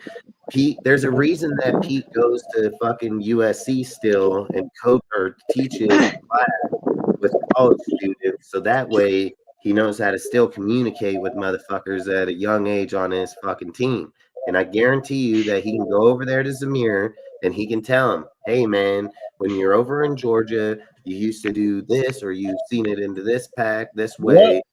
He can explain it in a way other coaches can't. So he tells them, hey man, when you're in the NFL and you're sitting back here and you're viewing this, look for this. And if you see this, fucking do this. You know, that's something Pete can do. Pete walk over, talk to him. Hey man, fucking when you see it, let's do it. You know, like other coaches don't. They'll fucking be on you. Hey, should get over there, get in the fucking deal and run the play. You know, like other guys demand it. Pete's a different type of coach, dude. He knows how to get the message across. So I keep saying, if people, we can't be All so. right, Dusty. All right, ready to report. I'm out of here, man. Y'all take care of yourself. All right, man. Have a great All right, night. man. You Cool. know, like Have a good we night. can't sit here and suffocate our team because we get so hooked to individual names. If Pete and them with his sons and his coaches that are here that are way higher than AP's trash ass would have ever been, just like I told everybody, like at the end of the fucking day, Pete knows what the fuck he's doing. Pete knows how to get his message across. Pete has never failed but 4 years in his whole fucking career. So Pete knows his shit. You know, at the end of the day, he's going to develop his people and he's going to get his fucking message across. And if the people don't play or don't get the message, then they're not going to fucking play. And that's just going to be facts. And so if you're looking at the halfback position, either way, if you're taking Monster, fucking Sincere and White, or Don't care. Not taking him, yes, You're gonna be exactly. fine. You're just in a great position. It's like the wide receiver position too, Unless man. you have JJ, dude, that's fucking playing defense and can play fullback, dude. Like, I'm pretty sure you're okay at the fucking. Man, if you want to run the tush push this year, you really could fucking do it, man. Especially Easily. with that fucking, especially Easily. with that. What's that one guy's name that you were talking about? That guard that they drew. That's the fucking the DT fucking that we got from Europe. Yep. Became offensive Rugby. line. Yeah. And they playing guard at the moment, 6'6", 2 or 300. If he fucking works out at that position, bro, oh my god. Yeah, it's gonna be crazy, dude. But that's the difference is Pete knows how to view fucking people and knows how to push ideas or knows how to make change. Like he may be 73 or not, but he's a fucking very smart You know man. what, dude? Dude. Listen, bro, Dustin. When we talk about head coaches that can change a franchise, when we talk about head coaches that can change a franchise, he's in that conversation. Pete Carroll can change everything. I think Pete Carroll has a knack that he can get his message across what it takes to win. Facts. Like I think there's a lot he knows what he's doing. He's built he also has a great culture, man. Go out and talk about that, you know, this, that, the other. When Gruden came here the first time, he had a lot to prove. So he was aggressive. He was on top of his shit. Like when Gruden came here the second time, I'm not gonna lie, he did a good job in my opinion. I think what killed John Gruden the second time around is just his loyalty to his own friends. Like that's just Paul Gunther was the death of him. Yeah, if he would have just fired Paul in the first year, Gruden would have never had the backlash that they talked about. I mean, and if the NFL wasn't retarded and got in the way of his success. You know, you got to do what's best for the team at the end of the day. And sometimes if you're not, like, that's why I sit here and say with Pete, see, Pete isn't here to have friends at the moment, dude. Like, did he bring his close friends here to go win a Super Bowl? Yeah. Here that they can yell at fucking, you know, when they're behind doors, like, what's best? What do you think? You know, they know each other. They all know each other to a very high level of coaching and playing and everything. Like, so you have a better communication and understanding from people like that. If you don't have those people, how the fuck are you going to know what they're talking about? How do you know how to debate? How do you know their vision? It takes multiple years for people there. I've said it. Pete's not going behind them closed doors to suffocate himself in any way, shape, or form. He's not Joe Biden. That's facts, dude. Like at the end of the day, Pete's here to fucking win. Pete's here to win. I think he wants to change the culture because the Raiders mean something to him. Just like you say, it's a mystique, dude. It's something that was great, dude, to bring something like this back. Like, that's a massive thing for Tom Brady and fucking Pete and Spytek and everybody to take our organization, dude, that was fucking failing at its bottom, and then sit here and say, like I said, having Jeanty at your fucking halfback, going to fucking Brock Bowers at your tight end with Michael Merritt, your next Jacoby fucking Myers. Then you're going to your wide receivers and fucking Jacoby Bryant, Tucker, fucking Tucker, Beck, fucking Thornton. I mean, great fucking four set right there. Easy, good four set. I mean, you have that dude Jeff that's playing pretty good right now. You have a lot of options, even at the other position of receiver. You're looking at the O-line, dude. Like if you're going Colton Miller, Meredith, JPJ, I mean, fuck, you can go Rogers probably at the right guard with DJ Glaze on the outside, or even put Grant on the outside. Like, you have options to move players around in there and still have a very good fucking line. Even if you put Tuska, I think it's not to say his name, but if you even put him in there and you play him at guard, and then you're just worrying about your right guard or your left guard position, I mean, you still have a great team right there, you know? So I don't think there's an issue with the offense. Like, I strongly don't believe that we're out here and saying, God, Chip Kelly will have them ready. Yeah, that offense is going to be firing on all deals, I think. I mean, especially with the players and options we have, I think it's most definitely going to be firing on all cylinders. Even the defense, like, the biggest issue for the Raiders is the cornerback position. The cornerback position has to be I don't know what the fuck, you know, like who's playing, who's going to be there. Are they all going to show up? Are we hoping on a rookie to come out here and fucking just dominate? Or are we looking to trade for a guy? Are we looking to go sign a guy in free agent very soon? Or like, what are we doing, you know? Because I think at the end of the day, I think that's a position that have need. And starter, in my opinion, would be great.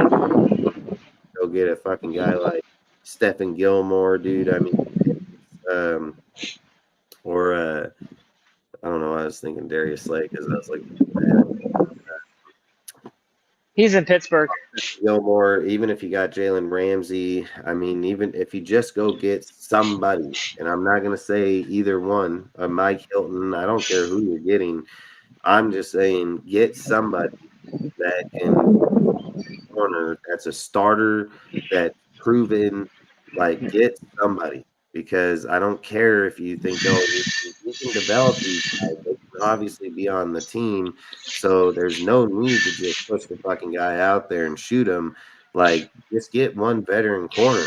Like, we have plenty of money that we should be able to sign somebody or even trade for a motherfucker, you know? Like, I believe if we get a corner, I think we can go win. Like, I strongly believe we can win. I don't care if Christian Wilkins isn't here, dude. I mean, from what I've heard about JJ fucking Pegas, I mean, I think he's going to fucking show up just damn fine.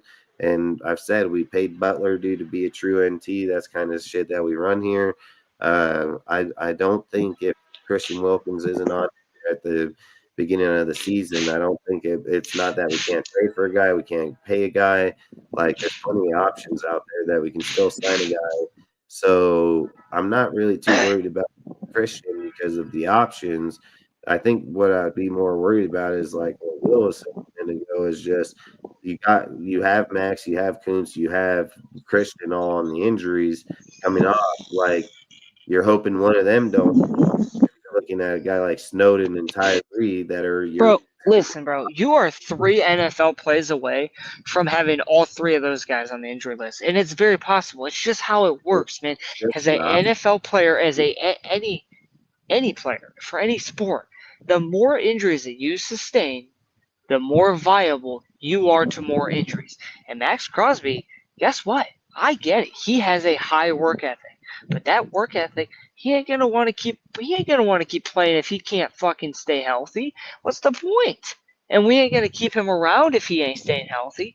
So the problem for us, if I'm being real, is probably the edge spot if those guys do not come back healthy. Because at that point, Now you got to look at other players, because even though Max Crosby, like, it's the same conversation I know for Geno Smith. I'm not saying I want Max Crosby, but like if Max Crosby is not able to go, who can you turn to that can play, right? That's what you're looking at next, because that's what you got to be thinking about.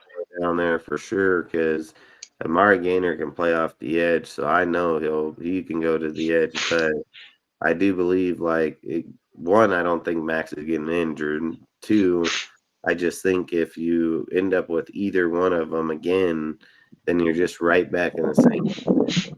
I think if Christian's injury is as big as people think it is, I think it's more of a fact just protect them, because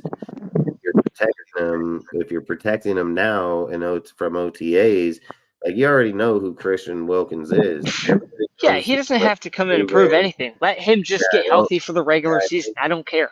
That's what I would think would be best for our team, is if that's the scenario. And really, for our edge spot, the truth is, like, for them, regardless of what they do, I need to personally see these players come back from these injuries that they have sustained. And for Crosby, it's really, can he stay healthy, right? Now for 3 years, right, straight, we've heard of him, playing through injuries. And regardless of what we think, that tears on a player even worse for a player like him who, I mean, he's not going to have a long career if he continues to play injured like he has. And for us, I don't want to see him injured. So the thing is, what do these players look like coming off these injuries? That's the main question for the edge spot. And if they are not healthy, right, or they need a step off, can Tyree Wilson step in and go get you a sack, right? We've talked about him too. He's in this rotation. He will be in the rotation at a high level, especially with these guys coming off season-ending injuries. I think that they're going to look to him for a little bit to help, relieve the pressure. I mean, Tyree's been getting physically straight trained by Max in camp right now. Facts. Like, Max literally running drills with him, Max pushing fucking So what I will say is, if Max Crosby does end up to develop Tyree 100%. So, like, for us, I think if we end up seeing games missed by Malcolm or Max, I think if Tyree can step up, I don't think that's a big issue. Again, like you said, Amari Gainer. Pretty good in camp right now. Like I've said, you can take Amari Gainer, play him down on the line. You have a lot of options when it comes to no, it's just about who's going to step into that role and show up, right? And at the end of the day, like, we have depth. Pete Carroll did not come out here, and he has not left $43 million on the table if he did not think that he had that, solved, right? I mean, and if for you us, think about it, to have $43 million on the table, knowing that you do have Max and you do have Christian and you do have all your front line and Kuntz and them, and then you're sitting here saying, okay, look, we got Elandon Roberts, we have fucking Devin White, we have freaking Jalen Smith, we have Mari Gainer, you have fucking Tommy Eichenberg, you have options. You got a bunch of guys. You have options at the linebacker position. So a lot of them, actually. You have a lot. I think when you go to your corner position, do you have options? Yeah, I think you have plenty of options. I mean, I think Richardson played really good last year, dude, where in the last of the season, coming in, playing with those type of players, coaching, and then you're telling me he gets to come over here with a proven fucking winning coaching staff that can coach corners. I mean, Richardson's going to be a great player, dude. There's no doubt about it. I think, like I've said, it's just going to be the Porter debate. If Porter, like, even if Stokes played slot with Green Bay, but he comes here and they're saying he's pushing for an outside position, then what's that say for your inside position? If you have Bennett playing with the twos after being out of an injury for, fucking 6 months, what's that saying about him? Are you going to try to play him in the slot? Like, what is the intention for the way that you're looking at the team? Like, that's how I look at it straight up. I mean, you're moving certain players around that should be playing a certain position. And then if I think in the end, Bennett and fucking Dotson, because Dotson's going to make squad for sure. I'm pretty sure. I mean, the guy is a great player, dude. Like, I think he's going to be just damn I good. think, like I said, this whole thing is going to be $43 million to me. Feels like at some point they're going to pull the trigger on something, whether that's a Stephon Gilmore, Jalen Ramsey, you know, whether that money is spent on a move after you find out who your starter is. You know, again, that could happen like we talked about earlier, right? There's a lot of avenues you could take to get in your corner that you want. And I don't think Spytek and them are going to walk into the next year without making some type of move. I would like to see it move. Someone that actually has proven themselves to an elite capability. I think, sure, I would love to add Jalen Ramsey. It just matters on what the price is. And if it, like I said, man, like, You know, they got Stephon Gilmore. Johnson too. I forgot they did pick up that dude from fucking the Panthers, fucking Lonnie fucking Johnson. Johnson. They got all kind of options here. I mean, at the end of the day, I think if you're looking at how, like, listen, one of my topics was about Spytek and Pete and Tom because of the fact that the second that Mark allowed Tom and them to do the job that was meant to be done, the team has made such a revamp that it's not even funny. Like, I just named off a damn good line of players that should be able to go out here and win most definitely. Like, if the team plays to the level it should, you should win 10 fucking games. But if we're looking at there's going to be games that there's other teams playing better than us just because that's reality, we're probably going to win 8 to 9. But if we can win 8 to 9 in our first season with them, we're doing good. If we win 10 because they're able to get their rookies, they're able to get the players that they brought in to play at a high level, that's a fucking win-win for us. You know, like there's nothing saying that the team can't be a good team with the roster we have. They're like I've said, I think the safety position is locked, dude. Like, if I'm just being honest about the linebacker position, I don't know who else you're going to get a linebacker that's going to make us better. I mean, Devin White's only 27 years old, dude. Like, he's just hitting his fucking prime, you know. Like, if he plays in Pete's system and has any success, you just got to steal on a player. You have fucking Eldon Roberts, Landon Roberts, dude, that literally has a 90 grade run stopping grade. You have a young fucking linebacker in Amari Gaynor. You have a fucking veteran linebacker in Jalen Smith. We're not running fucking 4 linebackers out on the field at all times. You know, like, you're gonna run more DBs over there. So that's the thing I'm saying. Like, if you're even looking at Harper, that I think he'll play over the top, dude. Why you bring a guy like Paulo down into the box or Chin down into the box? You have options to move our players down that can cover, have good coverage, and still have big, tall players that are still aggressive. Like, I think the way they can play the team, when you're looking at the team, it's a pretty good damn assembled team. Like, there's no doubt about it. I mean, if you're just saying you're playing Devin White and fucking Roberts on the linebackers the whole time, you're fucking just fine. Like, I don't think you're going to have much of an issue there.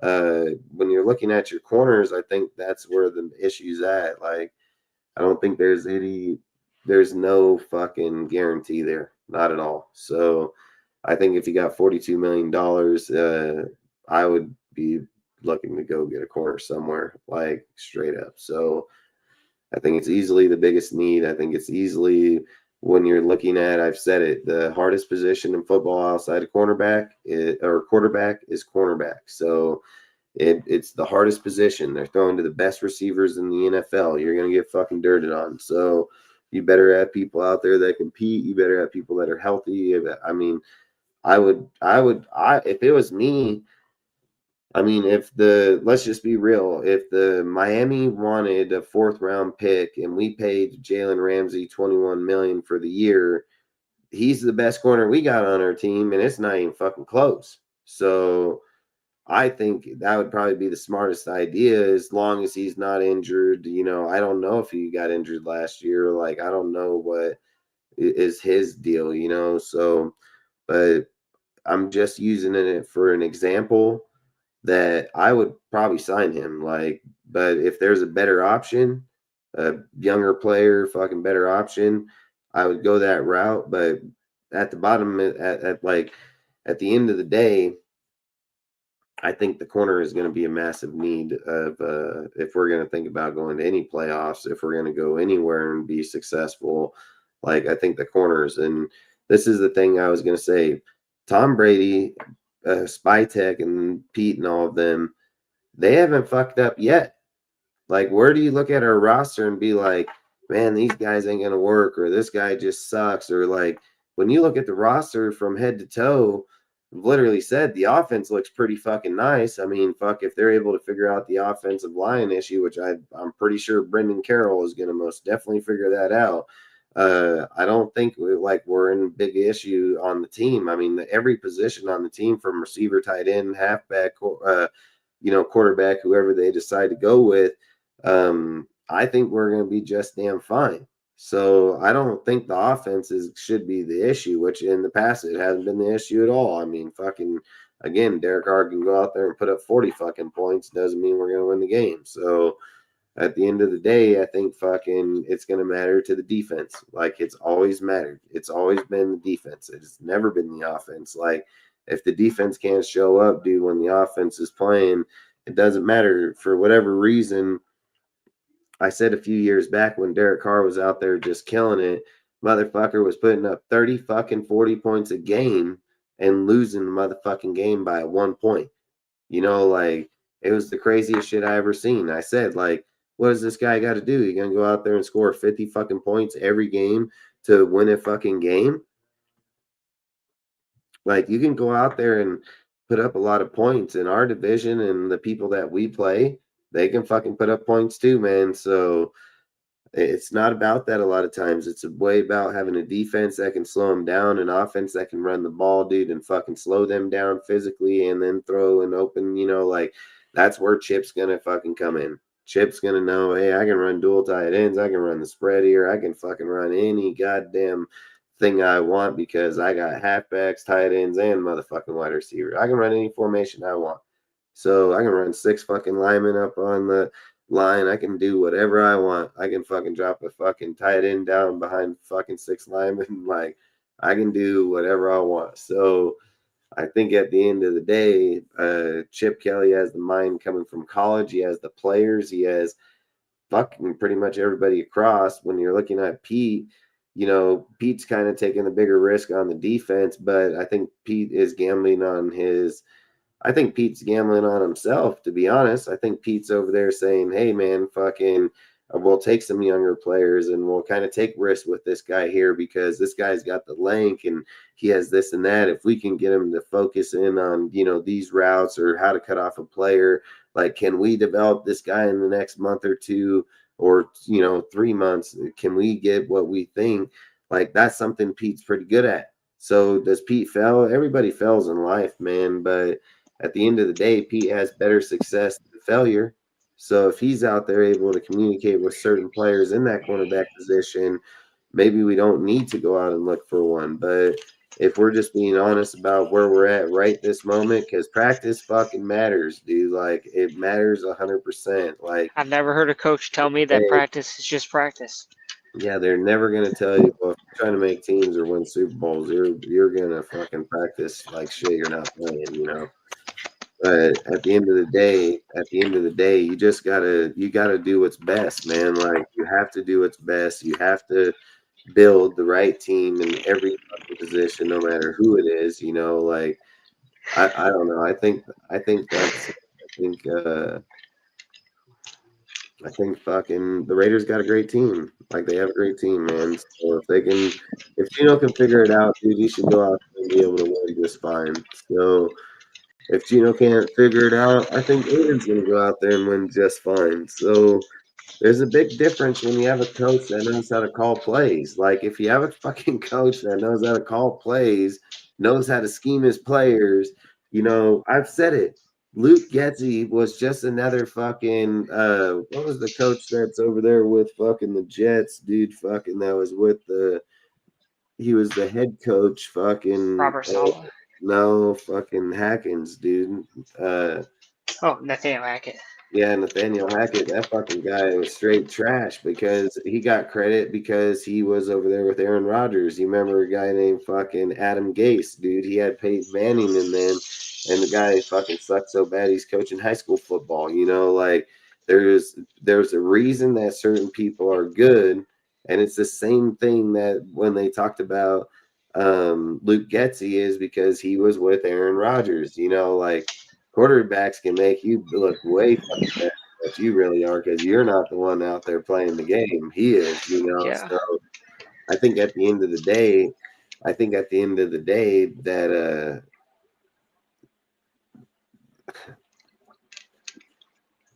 like Chip Kelly, he's gonna fucking be able to be work night and day with a person like Aidan or Geno. So I've said it. Can he make Geno a great player again? Yeah, I don't think that's the issue. What I think what's going to happen, in my opinion, is I think Aidan just got the better accuracy, and I think Aidan has the better arm like that, and that's just honest to God. So if Aidan can get all the fucking fundamentals together in year 3, I've said it. I don't think it's going to be as easy fight as people think. And I mean, when you're looking at a 6'5" that can run fucking 4.3 40, that's getting downfield. I think we need Geno to be able to throw the ball fucking 50 yards, 60 yards. You know, so those are the kind of things that I worry about. You know, like I think when people sit and say, "Well, look at the highlights of this guy," it's a highlight, dude. They threw the ball 100 times, and then you watch one clip. You know, like. You watch one clip and you determine that this dude is phenomenal now. Like that's not how it works, dude. Like the guys are throwing 100 balls during practice and you watch one fucking half a second fucking clip, you know, like it's weird how people talk about that shit or think about that shit. Like that's not how it is, and that's not how it's gonna be. Like I think when you look at the players, again, like I was saying, I think we have a good built team. I think we have a good roster. I think we have a great coaching staff. I think we should win. Like, I'm not going to lie. But the reason I'm not sitting here saying, like, I think we would win 12 games or this, that, the other, because our fucking schedule, man, plays some damn good fucking teams along that line. And, I mean, if we're just being real, I mean, the Patriot game, there's no guaranteed win there, but I think we do win it. You know, like then you're gonna fucking come back and you're gonna fucking play the Chargers, here in our house, dude. I mean, the Chargers are better assembled than we are at the moment, just as a team fundamental, like and as a whole. So I mean, I don't know if we're gonna win that fucking game. And then fucking we're gonna play the Washington right after that. Like fuck, dude. Jalen. I mean, if we don't have no corners, Jalen's gonna fucking just eat us alive. So I don't know, man. You know, like just those first 3 games are tough, just right off the get go. And then you're thinking you're gonna win against the Bears. What is it? Bears, Jags, Colts, right? So you're thinking you're gonna win Bears, Jags, Colts game, which you should get all 3, which you should. But, you know, the Raiders going to go into one of those fucking games. We're going to fuck that shit up, you know? So, like I've said, I mean, I just think there's going to be more experience at the helm. I think that we're going to have a way better team around. I just think it's going to take a second to, you know, get it all together for a consistent team. So, if I was just a betting man, like if I was just betting, if someone said, hey, put up 10 grand, like, what do you think? I'd be like, I think team will be better next year. Like, that's what I would say. I'd be like, I think we're going to be a winning fucking team next year. You know, like, I think we'll be a tough team to beat next year because Pete will put in his system. They'll get the people acclimated. They'll have a real good fundamental base of players here.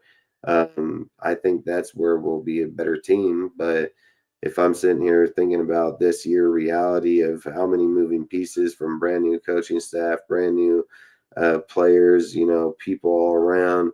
I've said this for years, dude. Like, I've told you guys about the quarterbacks and I've told you guys about the coaching staffs. When there's just too many moving pieces, it's hella hard to be consistent and win all the time. Do I think they can have a good chance to come out? Yeah, but I think if people also listen to Pete Carroll and his own presser, he literally said, dude, that it usually takes 2 years to get going. And if you look at Pete's career, that's usually what it is. Everywhere he's only had 4 losing seasons, and it's usually when he gets to the team to change it. It's the first year is usually when he loses. And then in the next years, he has a winning fucking team, So Pete, I've said it. Pete's got a great mind in how he gets it done. And I just think when we're looking at the base of our team, we have a lot of young people. Like, it's just facts. There's a lot of young people. There's a lot of moving pieces, man. Like, you're not going around and acting like the Raiders have a bunch of Max Crosbys on this team. They don't. They got a lot of talent. They got a lot of options. I mean, you go sign dude like Stephen Gilmore or, Jalen or somebody, even fucking Xavier Howard, somebody of the factor that can play corner. And, I mean, you can even trade. I don't even care who you trade for. I mean, hell, you can even try to trade for Lattimore, I guess, but you can trade for whoever you want. But at the end of the day, if you're making the cornerback position better, I think we're a better team.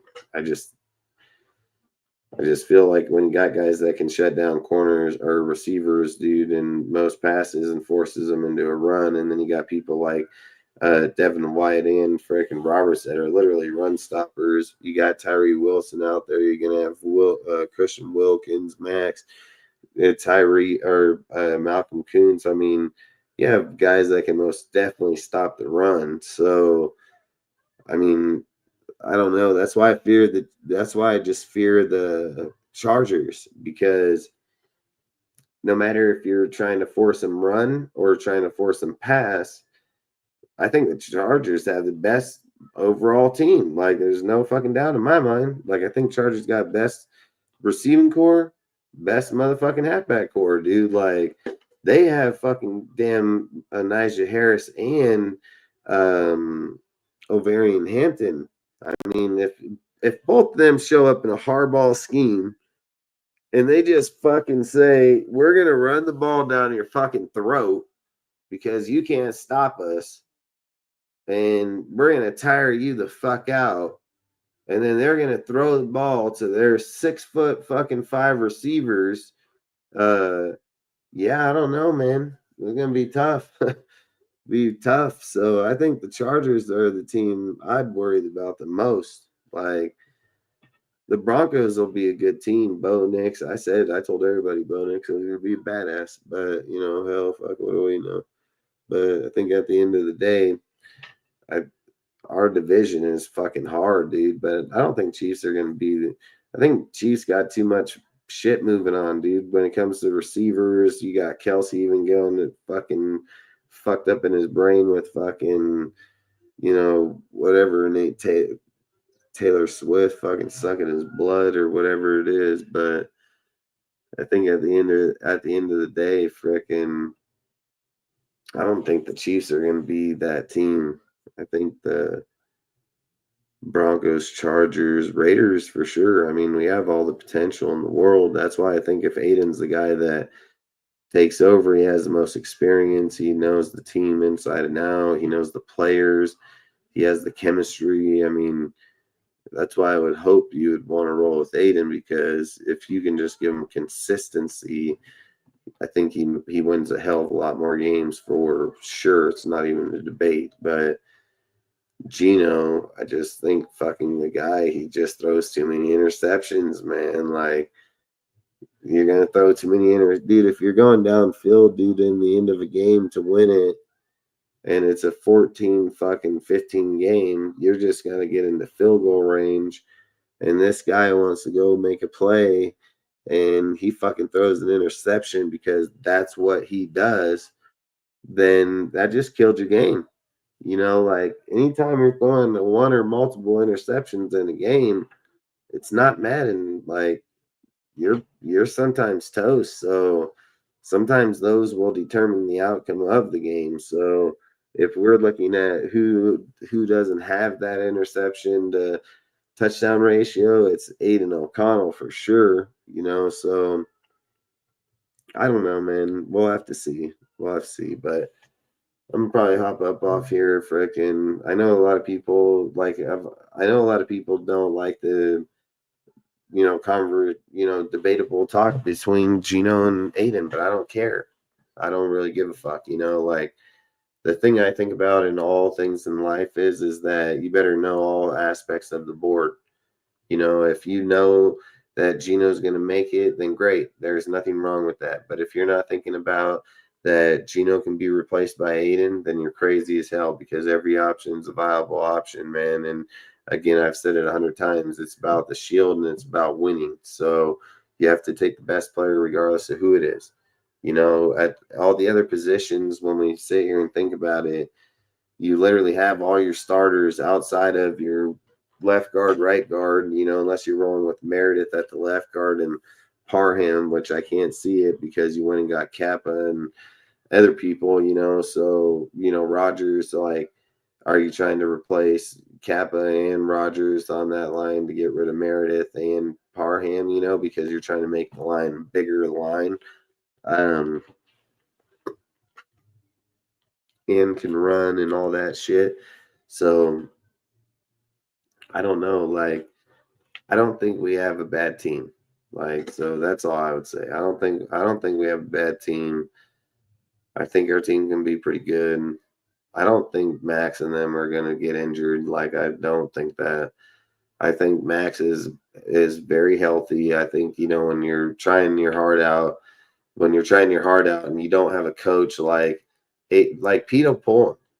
Pete will pull Max. Like, he's not going to allow him to do that. Like, AP was desperate.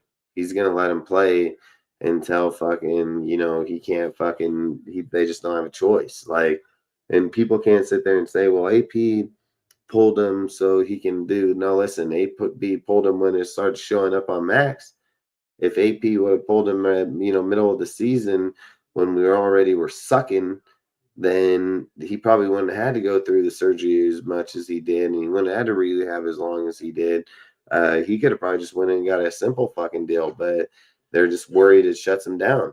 Who cares? You're the coach. You got to do what's best for the team, man. Like, I get it that Max wants to play his heart out, but it's something like they said earlier in the show is that you got to have the player be able to be there. If you're not going to be there, then what's it matter? And if you keep getting all these deals, it is going to show up eventually. I mean, let's be honest. I mean, Honest Conversation says the most time people end up retiring is because they had too many fucking surgeries. So, we'll see how it all goes with all of them, but I think we'll be all right. I've said it with Wilkins, dude. I mean, there's nothing saying that they're just waiting Wilkins till camp. There's nothing saying that. So,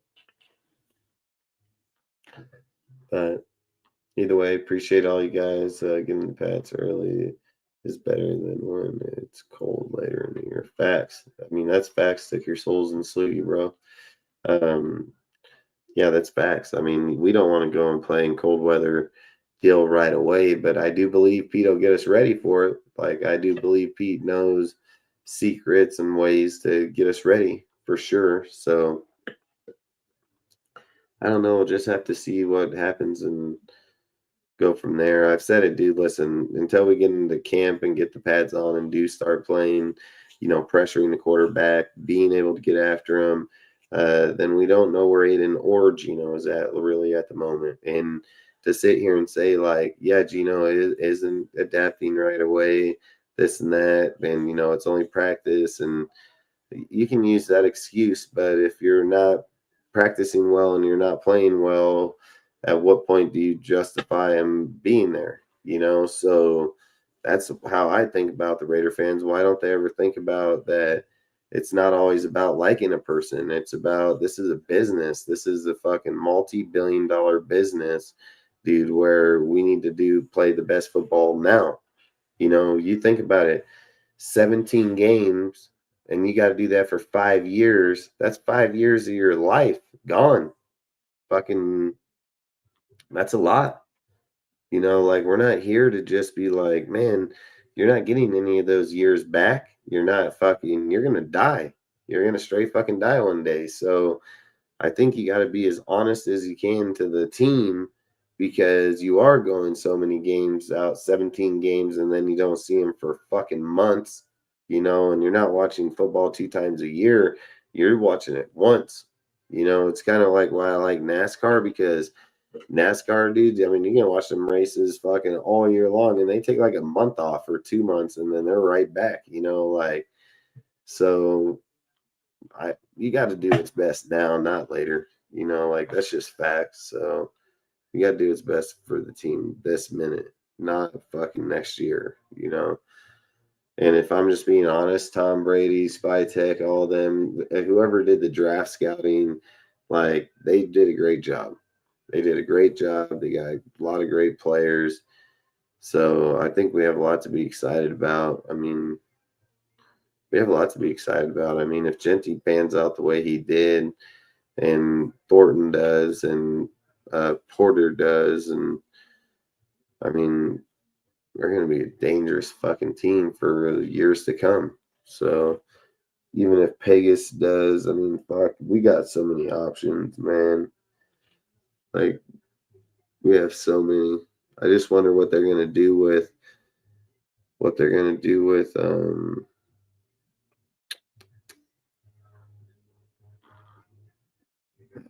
I don't know. I'm getting fucking lost here at the moment. I don't know what I was thinking there. I said, what if I heard my kid in the other room, and I just wondered if he woke up and spaced it. But either way, I'm gonna hop off. Damn, what was this? Either way, I'm gonna hop up off here, man. We'll probably be back this weekend, and we'll talk more football. But I just want people to know, man, at the end of the day, I just want people to understand that a lot of times when I talk about stuff, it's just something that could happen. Like, people don't got to get all crying or in their feelings. Like, it's just something that can happen. And if you're not ready for it, it's just sad, because I think about every option, every single option, every deal. I don't hold anybody to a deal. I mean, fuck, if a guy came in here and outplayed Max, I would be like, well, that's a pretty great player. So, you just got to go with what the team is showing you, who's playing well, where they're at, what position they're at, no matter name or not. If you got a UDFA, that's why they have better success, because they come undrafted, get to go where they want, and then end up balling out more time than not. So, and don't get me wrong, more linebacker UDFAs have had better success than people getting drafted. So, but either way, all right, I'm gonna hop off. I appreciate all you guys, man. Salute Raider Nation. Hope you guys had a great night, and we'll probably be back on Sunday. Talk some more football. So, peace.